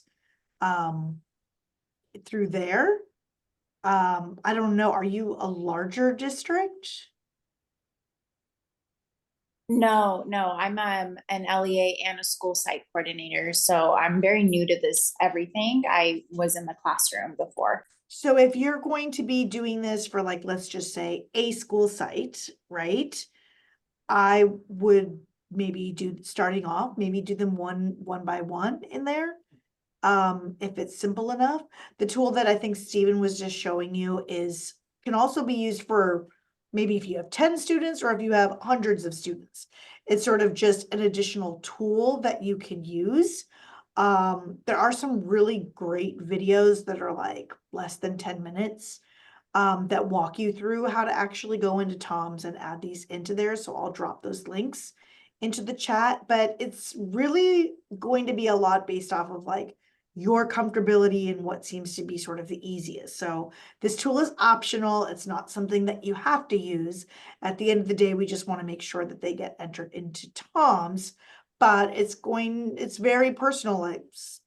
What's going to work best for you type of the scenario. And so sometimes you might hear from others who say, oh, well, we've done it this way or we've done it that way. So I think this is just one of those tools that helps you with that. So that's the ISAP tool video that I see Evan dropped. I'm going to, can you find, I don't know, Evan, if you're on that page, there's a video that shows how to input them by batch upload and then by one also. I'll see if we'll search for those too. Does anyone else want to have their experiences with it also?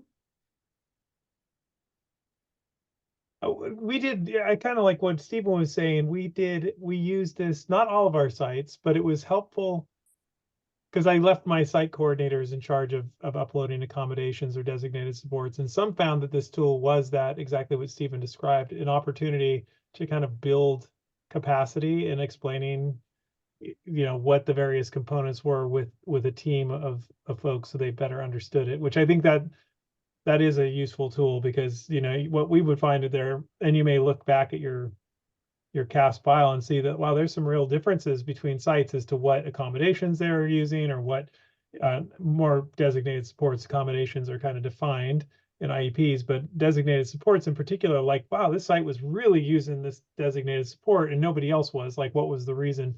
And so it does, it's kind of like a calibration process, I guess, filling it out. But yeah, since you may be small, if you're serving primarily one LEA, one school, one by one might be more than sufficient. Yeah. It's such a personal thing. I mean, I see even Gina, what you wrote, you've got 80 students that need it, but the individual entry feels better for you. Do it that way.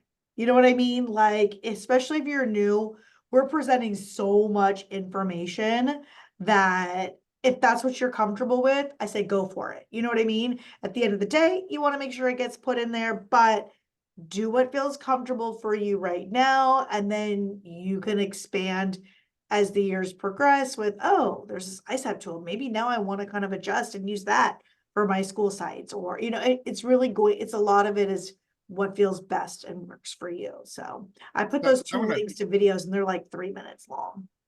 I'll mention something here, and it's unless your SE your special ed system has been specifically set up with exactly the wording that is in Tom's for these accommodations and designated supports. When accommodations are chosen and named, or even if there's a fill in the blank type of area for those, there'll be a distinction between what is in an IEP and what needs to be put into Tom. So having a tool for leading the process of exactly matching the wording in Tom's with the wording of what an IEP is asking for, it's going to really be essential to making it possible to give students what they need in this testing environment, because with that mismatch, it is very difficult to assign accommodations and designated supports if it's not If it's not in the IPs clearly in a way that you can transfer right over. I don't know if that made any sense, but it'll probably make sense once you hit it. No, I've just to follow. It is that's somebody. There's a comment in the chat that's similar. I think that Jana mentions. She shared the ISAP tool with their special education partners. That I think is one of the big gaps, right? There's a silo between the assessment world and the special ed, and I don't think there's always clear understanding of the accommodations. And sometimes, I was assumed initially, oh well, the special ed people know what the accommodations are and what they're for and what they do. No, not unless you've had an opportunity to sit down and kind of share with them what all the values are. So, some who've been around for a while probably do, but like Stephen was saying, it's a good opportunity to ensure that there's a clear understanding and they're named appropriately, because otherwise you could end up with accommodations that really don't serve the student.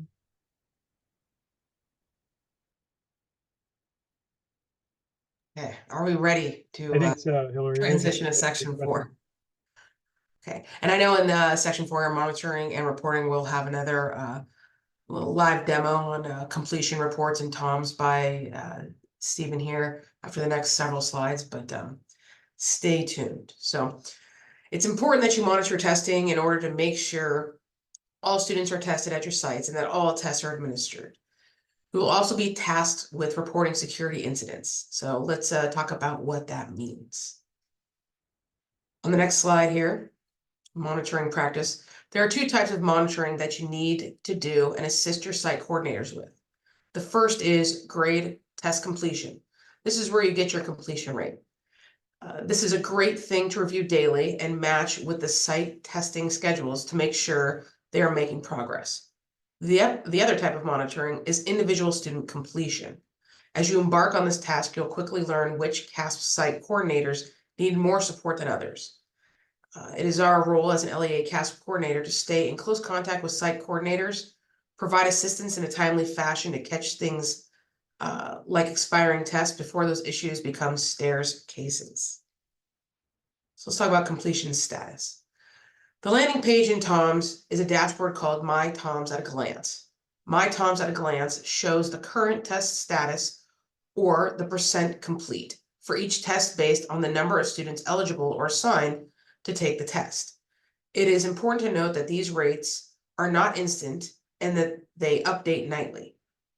We will still need to review the official completion report in TOMS. These reports, like other reports we talked about earlier, are in the reports tab in TOMS. The steps are also in your note-taking guide. The CAASPP Student Completion Status Summary Report provides LEA coordinators with the ability to monitor completion rates at the LEA and school levels. This report provides aggregated information about the testing status of students at the LEA as well as at individual schools within the LEA. This information includes the total number of students eligible for each test and the total number of students who started and completed each test. This report also provides information about test exemptions, such as medical exemptions and parent or guardian exemptions. It's important to note the total students column will change as students move in and out of the school and district during testing. If you're a larger district, this report can be hard to manage. Some larger districts export the reports into a database to create a combined report that gives them a more complete overall picture of the district and of schools. CAASPP Students Completion Status Report contains the testing status of all students enrolled in the LEA by school. It provides the status of test administrations, such as ELA, math, science, and the CSA for each student, and indicates whether the student is registered for the test, whether the student has started or completed the test, and whether a condition code has been assigned to the student for a given test. And new this year, students with no active test registrations do not appear in the completion reports. So we just spoke about the completion reports in TOMS. Now we want to look at the reports available in the Test Information Distribution Engine, also known as TIDE. These reports will reflect real-time information about test completion. If a student exits your school, they will no longer appear in the TIDE Completion Status Report system. These reports may be found through the linked tab in TOMS by clicking the completion status. Under the completion status reports, you'll find plan and manage testing, test completion rates, and search by SSID. The test completion rates report summarizes the number of percentage of students who have started or completed a test. The plan and manage testing and the search by SSID reports provide details of individual students' tests, opportunities, and the status of those test opportunities. These reports are updated frequently throughout the day and allow you to drill down to the individual student level to ensure all students have completed their tests, as well as monitor any tests that might be close to expiring. And just as a reminder, the Smarter Balanced ELA and Math Performance tasks expire after only 15 days from when the students started the test. Expired tests will require STAIR's reopen appeal so that students do not receive a score only based on the questions completed prior to the expiration, which may not be indicative of the student's actual ability.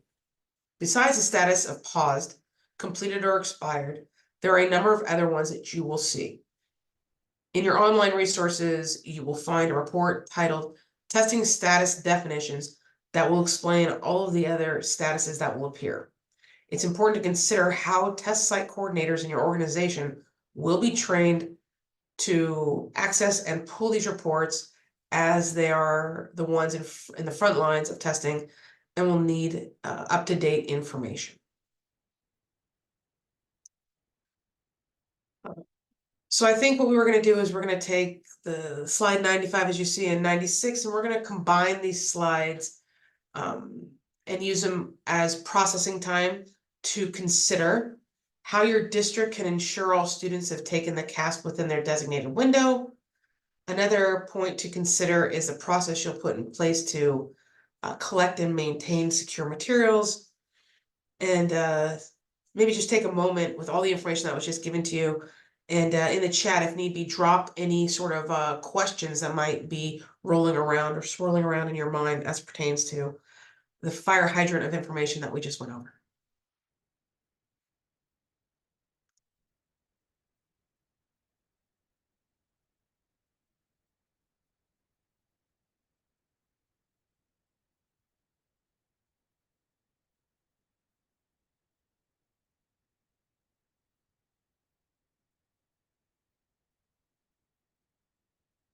And while you're thinking or adding any questions that you may have, let's go ahead and let's move on to incident reporting.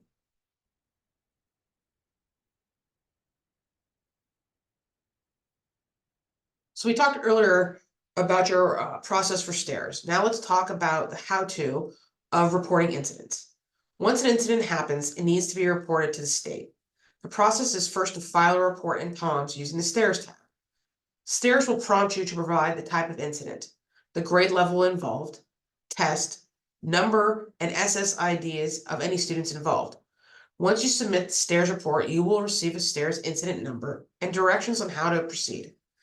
As a district, you will want to establish a process for how the different types of incidents are handled.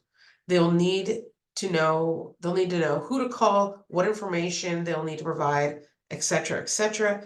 And as we mentioned earlier, the most important thing for addressing and resolving security incidents is consistency and knowing who's responsible.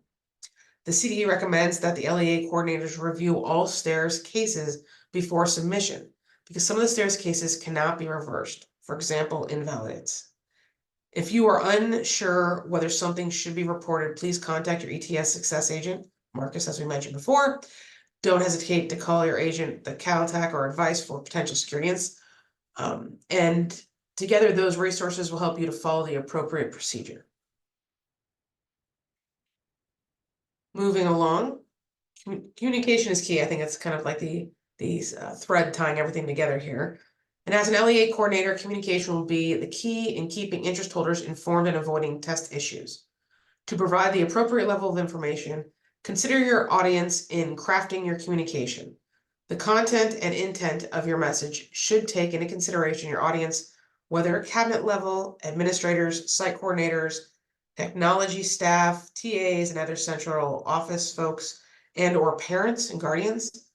Additionally, it's important within your district to establish a chain of command for the dissemination of information during testing. This will facilitate the delivery and accuracy of the message. In your training materials, you have a sample of an email sent from an LEA coordinator to all site coordinators. LEA coordinators should follow up with new or updated information from the CDE or ETS with details that specify how the new or updated information impacts your LEA and school sites.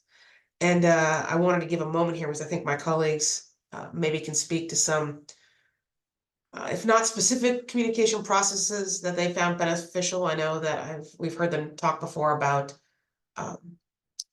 systems or processes in place so that communication is key, such things as having, like at the district office, a central line dedicated to people that can call in with any sort of questions, or even the LEA coordinator probably has maybe 2 or 3 phones on them and they're easily accessible or being at sites. But did any of my colleagues maybe want to weigh in on anything that's worked for them previously?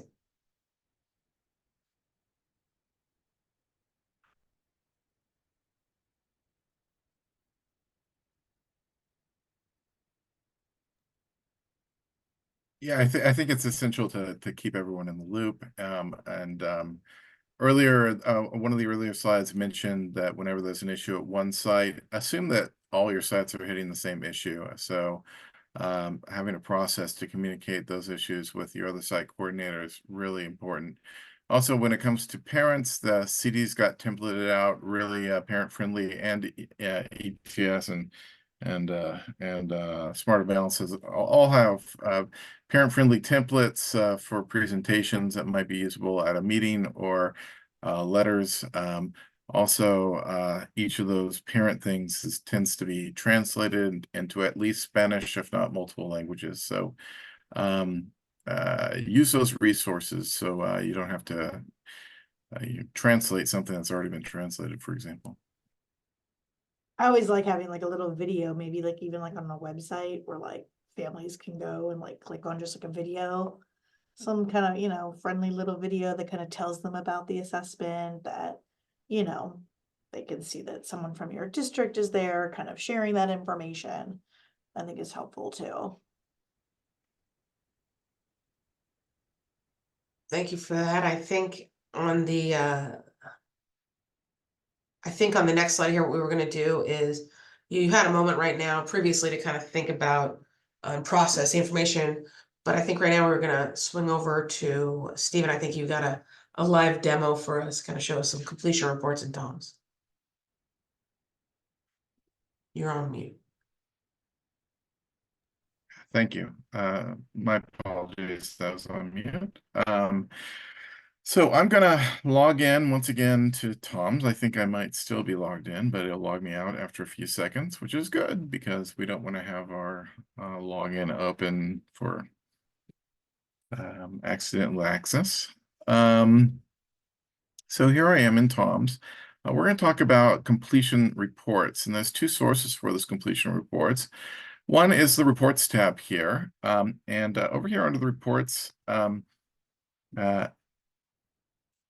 there is a overview, a status report, but we're going to scroll down until we find this one, CAASPP Student Completion Status Report. Notice that there's one that's almost perfectly the same. It's got the word summary in it. Of course, that will give you a summary of completion status. The summary report's going to look a little bit like your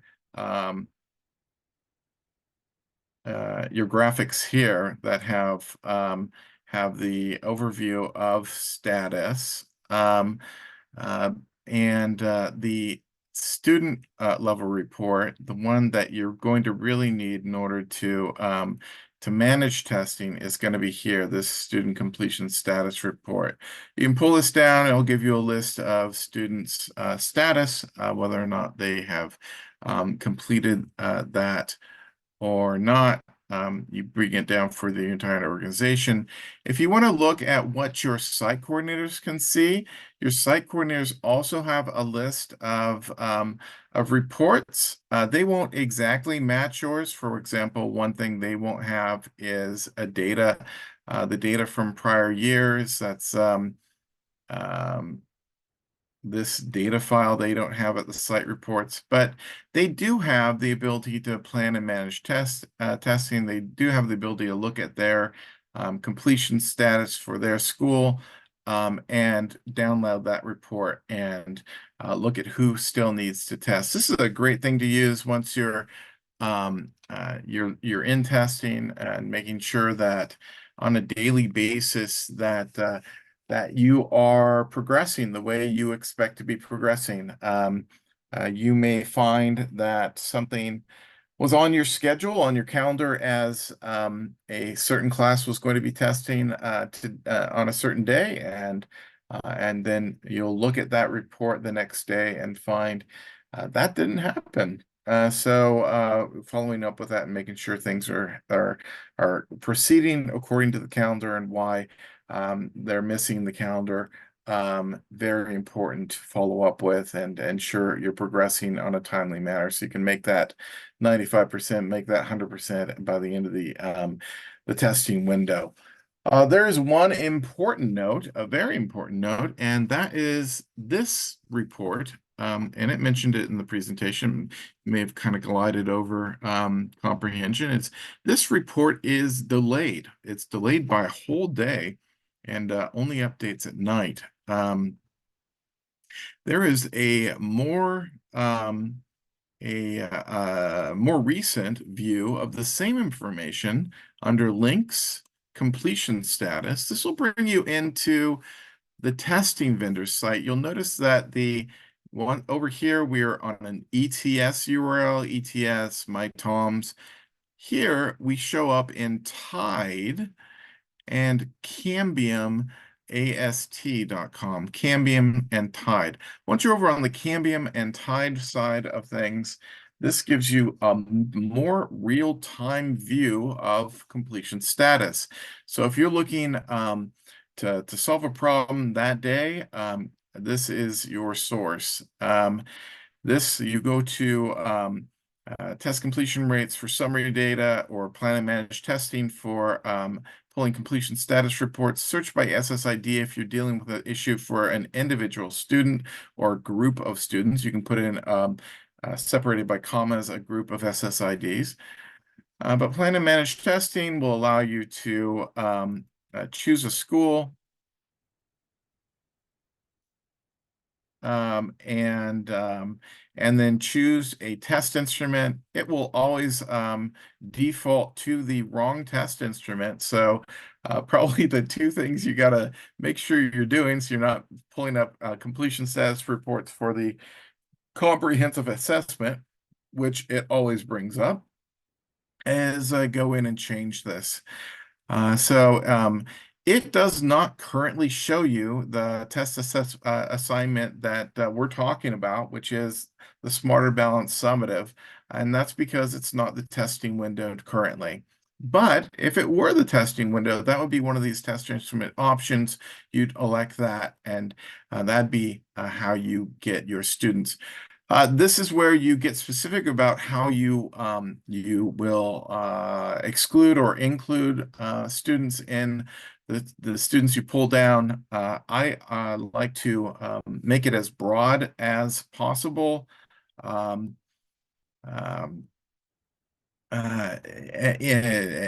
as possible when I'm pulling a query so that I get as many students as are in the system. If I'm pulling everyone in the system, then I can look at it in Excel and look at the different issues that might be filtered by all these settings. I generate a report that'll create an Excel spreadsheet, and I can work through that Excel spreadsheet. Oftentimes what I'll do is I'll draw that into a Google Doc, a Google Sheets file, and then have a comparison column, generally by a VLOOKUP or by a in Excel. There's a tool for comparing different data sets, which the name of is not coming to my mind right now. Once I've done that, I can look at students who are expected to be testing versus students who have been testing. once you're in the detail of that, you will notice that you'll have students, for example, that have left your district, but are still on your list of students, either in TOMS or in this completion status reports. That can happen. And it can happen due to a student not being exited yet in CalPads, and you have knowledge of that having happened. Or that can happen because the student has been picked up by another district in CalPads. So maybe they moved out of state or out of country. They will remain in your accountability list. I believe that's the TOMS list if they have not been picked up by another LEA. So good things to keep in mind. Two ways of pulling reports for completion status in the reports tab and in the links tab. You need to be able to do both. The links tab version is the one that's real time. And I believe the TOMS version would be your accountability version.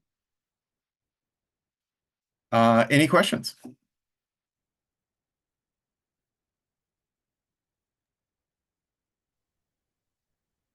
No, I just wanted to thank you for showing us this great tool. Absolutely, of course. I mean, Could you review how you got to that page in the navigation to the CalTide? yeah, I'm gonna start from the beginning, okay? Thank I'll you. bring my browser down, and I'm gonna just start from CAASPP.org. So that's where I'm gonna start. I'm gonna start at this homepage. This is where we generally start whenever we're going to do anything with testing, unless it's LPAC, then lpac.org, although they're going to consolidate LPAC and CAS.org, I believe, in the coming year. I clicked on this button, which is the TOMS button. TOMS is Test Operation and Management System, and that is where you go to, that's your home base for controlling anything having to do with testing.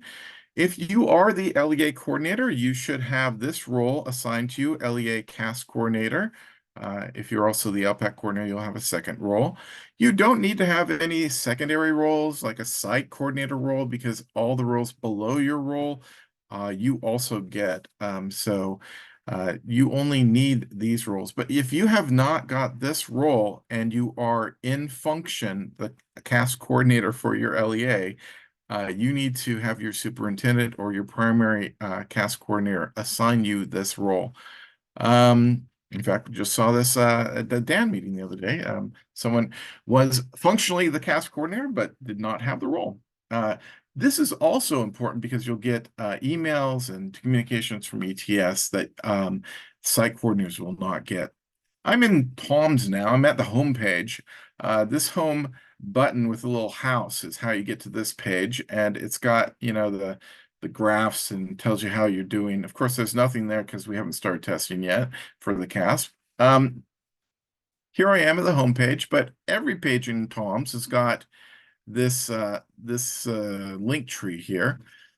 I'm going to go to reports. Reports is where I can find the completion status report, CAS student completion status report. Notice that there's these little question marks at the end of everything. This question mark can give you some embedded help. And there's also page instructions here. The page instructions will link out to the manual. So if you're having additional issues with this is the official manual for how to do it, and it'll link out to the manual. This question marks on, subsections, that'll give you, a little bit of information about what you're working on. This page instructions, that's going to give you the manual. So this completion status report, you're going to need that. You pull that. It's good to send that out to your principals every day on a daily basis or on a Friday email or however you want to coordinate that 2-3 times a week. That's reports. Second place to find it, real time, is links. Links has got under links, looks like fourth line is going to be completion status. Completion status is what takes you to Tide Cambium. That looks like this when it comes up with sort of a different screen and it has a different look and has a different URL. It will say tied up here in the top left-hand corner, and it has completion status reports. I'm going to choose plan and manage testing. Let's see what it looks like under test completion rates. A little bit more, less detail, and I can get a little bit less information. It's going to give you summary reports there to completion status. But where we were before, where you get the real-time reports of student individual testing status, that's under completion status reports. It's a little bit confusing because test completion rates and plan and manage testing, what you're looking for is completion rates, right? But at a student level. So that plan and manage testing is the one that's going to give you the student level information on completion. Completion rates is going to be a rate. It's going to be a summary. It's going to be a school-wide rate. You select your school. You select your test, which is not currently available, and then you get specific about who you want to look at. Those are the two places. Is that what you're looking for? Would you like That was exactly it. Thank you so much. all right.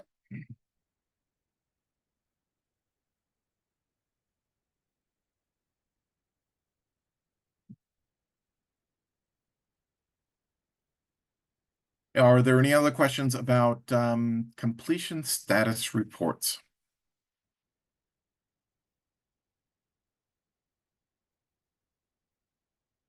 Okay, feel free to ask in our Q&A time, I think, but we'll now move on to a general Q&A across the entire presentation. Maybe we'll look through some of these notes and pull out a few of those as well. It was just one that I'm going to pull up. Maria's question, I think Stephanie somewhat addressed it. It's like she asked, still rolling around in my head. With all the new technology, is there a clear list of what is reportable and what is not? General use of a cell phone versus use of a cell phone to transfer testing information. Is there a difference? And then smartwatch as well. And so I think, yeah, there is a difference in terms of what's reported, right? So in terms of whether students trying to cheat, that's one form, right? Versus inappropriate use. So there are levels of infractions, I guess I would say. And that is actually articulated. Yeah, I was trying to, when I saw that question, I went to the CAASPP site to kind of Yeah. search some of the wording that they had there listed for unauthorized electronic devices. I believe there's even like non-reportable use after the test session ends, and the student accesses it to maybe read a Kindle book or something. Also, there's accommodations I believe you could non-embedded accommodations like glucose monitoring a student might need with their cell phone, or all sorts of situations that might not trigger a stairs event, but might need to have something entered prior to the time. But yeah, reading through those testing incidents is really key in making sure you're appropriately reporting something and not over-reporting even. Yeah, kind of understanding, and this is maybe a good thing to go through with your training and maybe create some scenarios. What would you do, right, with your site coordinators or teachers? The difference between an impropriety, an irregularity, or a breach, right? They're like increasing levels of problems, right? And sometimes it's inadvertent, but other times, if it's like really truly an attempt to game the system, that would be helpful. Gina adds a question. I'm tasked with training new teachers on how to administer the CAASPP. Is Moodle where I would learn how to do this? Partially here, I think I'd say is where you might learn about training, just in terms of all the materials, kind of the areas of focus. But yeah, Moodle would have, and Stephen, why am I drawing a blank? This LEA certification. But it also has like, they started this a couple of years ago where they have like sort of the asynchronous training for CAASPP, where like teachers, your test administrators can log in and go through that sort of quote unquote course and get certified in that way. Even though like for CAASPP, you don't have to be like certified in the same way you do for LPAC, but they do have a really great test administrator course, which I don't think is posted yet. that we've gotten some Yeah, it really looks like just the CAA is currently just the posted. CAA, yeah. But so that would be a great thing. I mean, it's an option, right? You can have all of your test administrators in your district sign in asynchronously to complete it. You could have them maybe work at a staff meeting. We were mentioning that earlier. So you could do it that way, or you can train your site coordinators and then they can go back and be like the trainer of trainer. It's really kind of a local decision about that piece there. But what was nice about the Moodle one is that the teachers do get like a certification of completion, even though it's not required. You can at least tell who in your district has gone through and completed it, if that makes sense. But yes, that would be in Moodle. And then, we've also mentioned coming to these NCTs gets you the great information. Later this week, there's the pre-test virtual training series that'll be on Thursday, coming to Wednesdays at 1. So you've got a bunch of options for how you really want to train your staff.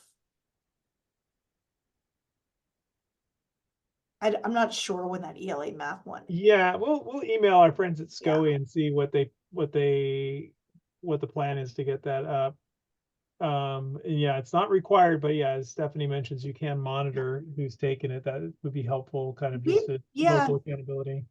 And we've Yeah, got some Bethany, good feedback about yeah. that they're nicely put together. And so those are for those who are administering the general assessments. I see that part of the question. So Yeah, and Bethany, I see your follow-up. I believe, yeah, I followed up that link, which is another person noted it. There's a not working link that's in the note-taking guide, and I believe it was the link would have taken you to the notification, the resource parent notification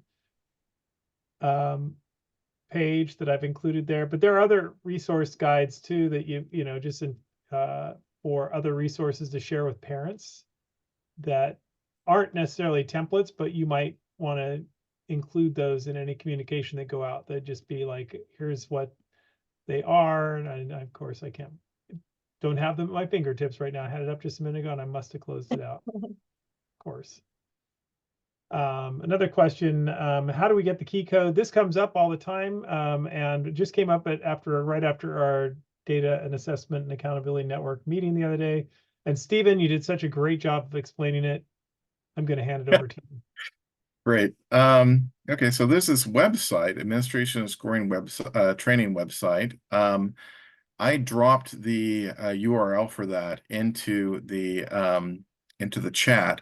I'm going to access it, but you need an access code in order to access it.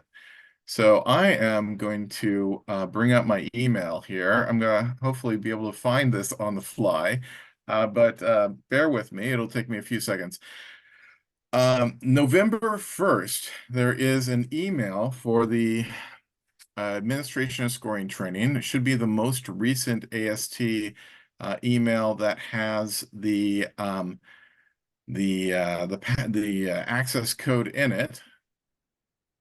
It looks like this. You aren't going to use my code. Don't use this. But the email looks like this, and it's got starts off as Moodle support at scoe.net is the source. That also happens to be the email you email if you didn't get this. So I'm going to drop that into the chat. Moodle support at scoe.net. That'll have your access code. So access code and the link to this website. Here we are on the website. I click submit. Most of this is going to be LPAC stuff, but there should be a source for keys for the CAA for the CAA. Am I in the wrong place?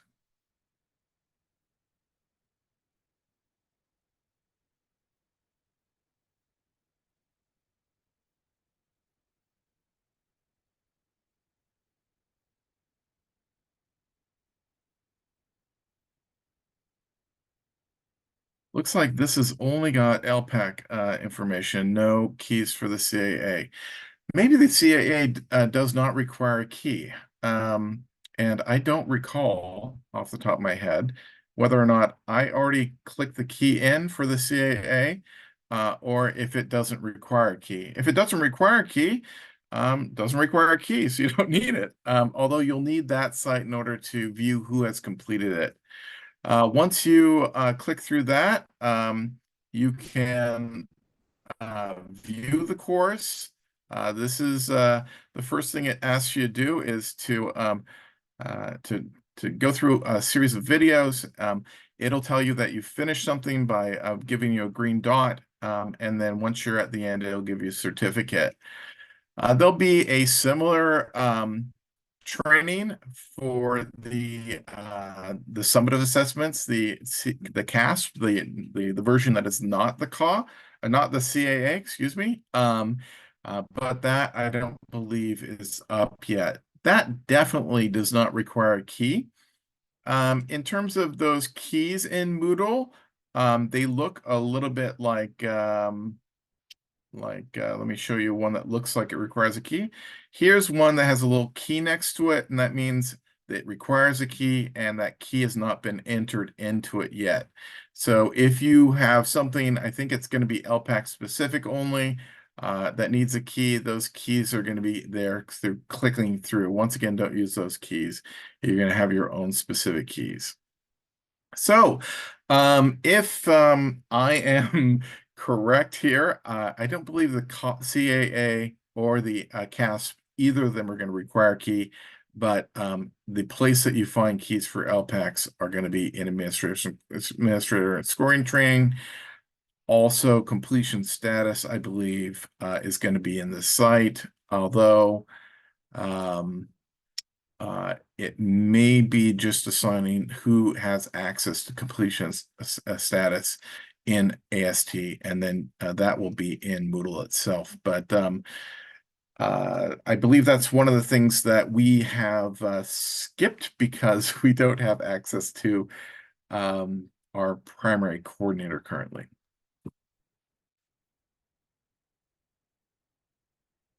Did that help, or did that make things more confusing? I'm not sure. I think that was good. All right. Okay.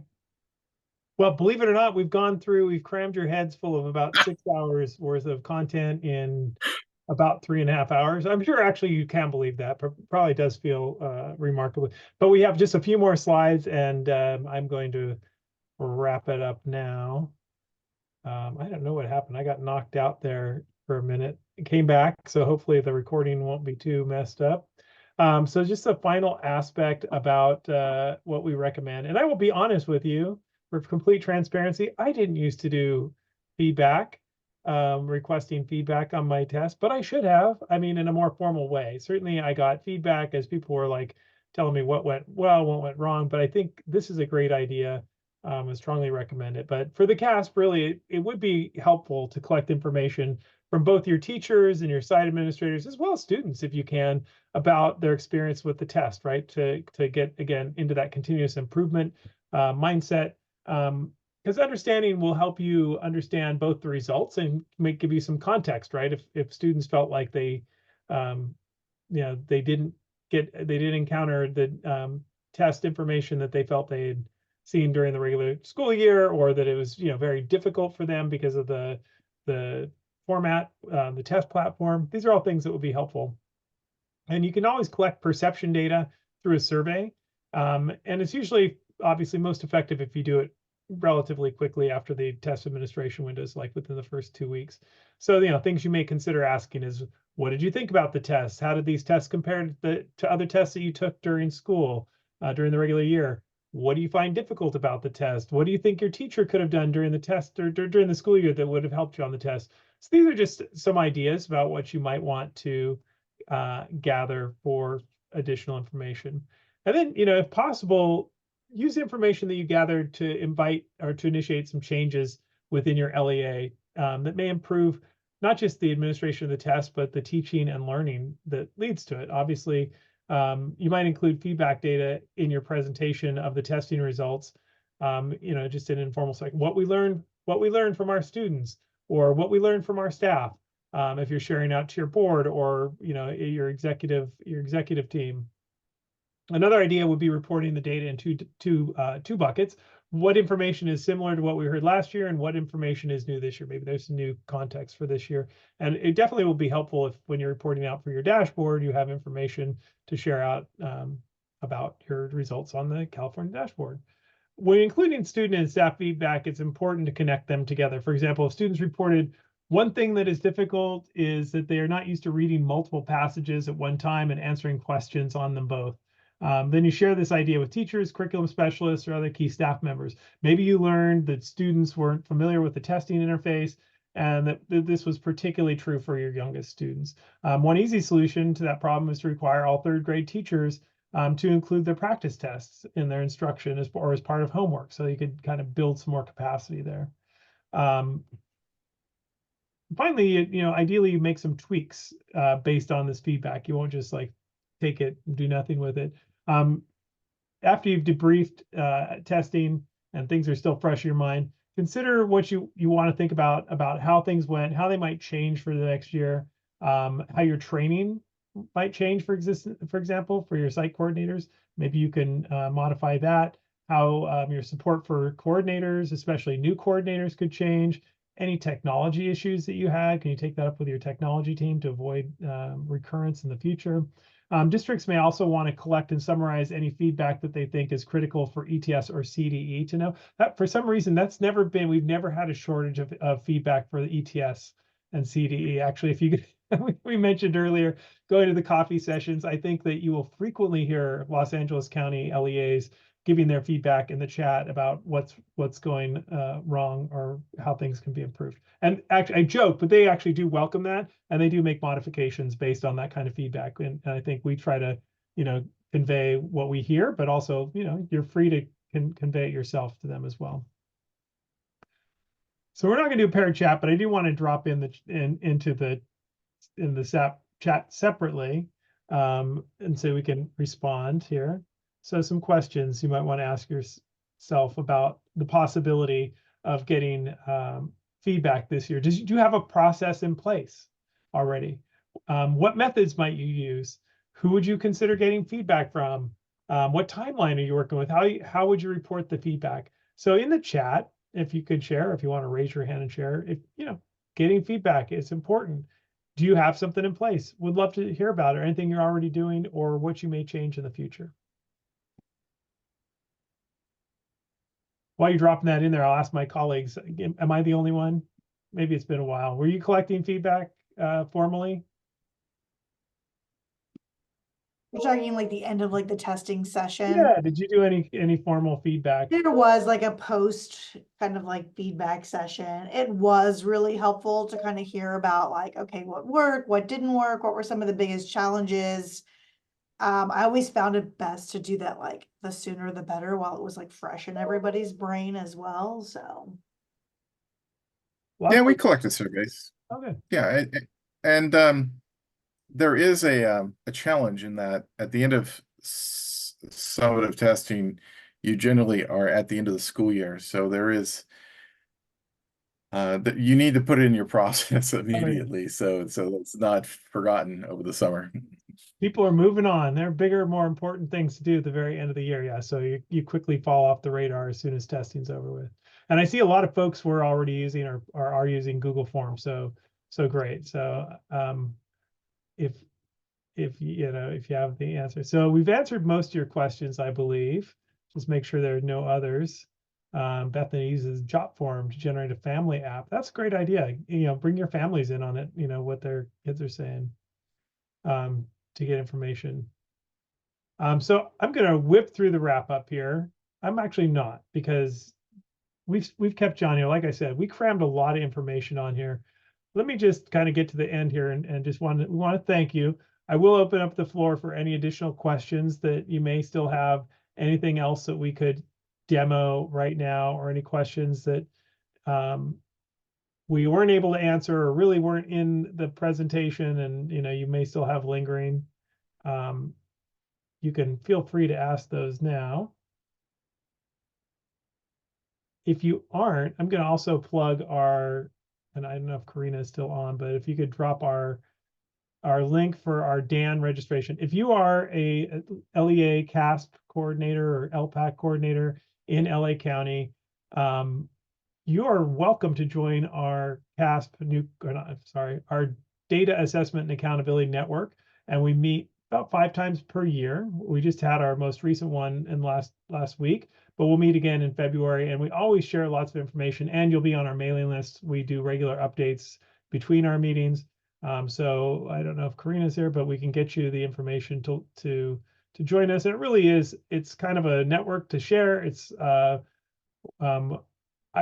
think 3 of us here were members before we worked for LACOE, so we were all part of DAN, and so we can all attest to the value that it brought, both just the knowledge, because you're getting stuff directly from the state, sometimes before it's publicly available, but also just the ability to network with other folks. And you meet people and you're going to say, what are you guys doing? You know, it's that kind of side conversations that you have. And then you later find yourself calling the people, you know, like, did I make a mistake? Before you call LACOE even, am I going to be in trouble for this? So try to join the Canvas page. Maria, I must have, Bethany, I'll go check the status for the Canvas page, Maria. I don't think it should have been publicly available, but you shouldn't need an access code for today. For Dan, you shouldn't either. Dan is available, but I'll double check. And you can email me. Bethany, Orange County does. So you want to reach out to Anthony Tran or Jane Doney, Doney. They have their own RAN meeting. I think they call it RAN there, Regional Assessment Network. But yeah, it's definitely worth joining for the data network. Okay, Maria, we'll get your email. We'll make sure we connect with you so you can be on our mailing list and have access, because we do post a lot of resources there. All right. Well, thank you for bearing with us today. There's a lot of information. If something comes up after the fact and you're like, oh, I should have asked this, do not hesitate. I shared in the chat earlier, dan@laco.edu or assessment@laco.edu will get through to all of us. We'll make sure the right person can answer your question. So thank you, everyone. Hope you have a nice rest of your week. And if we don't see you till after the holidays, we'll see you next year at our next DAN meeting, hopefully. Take care. Have a great afternoon, everyone.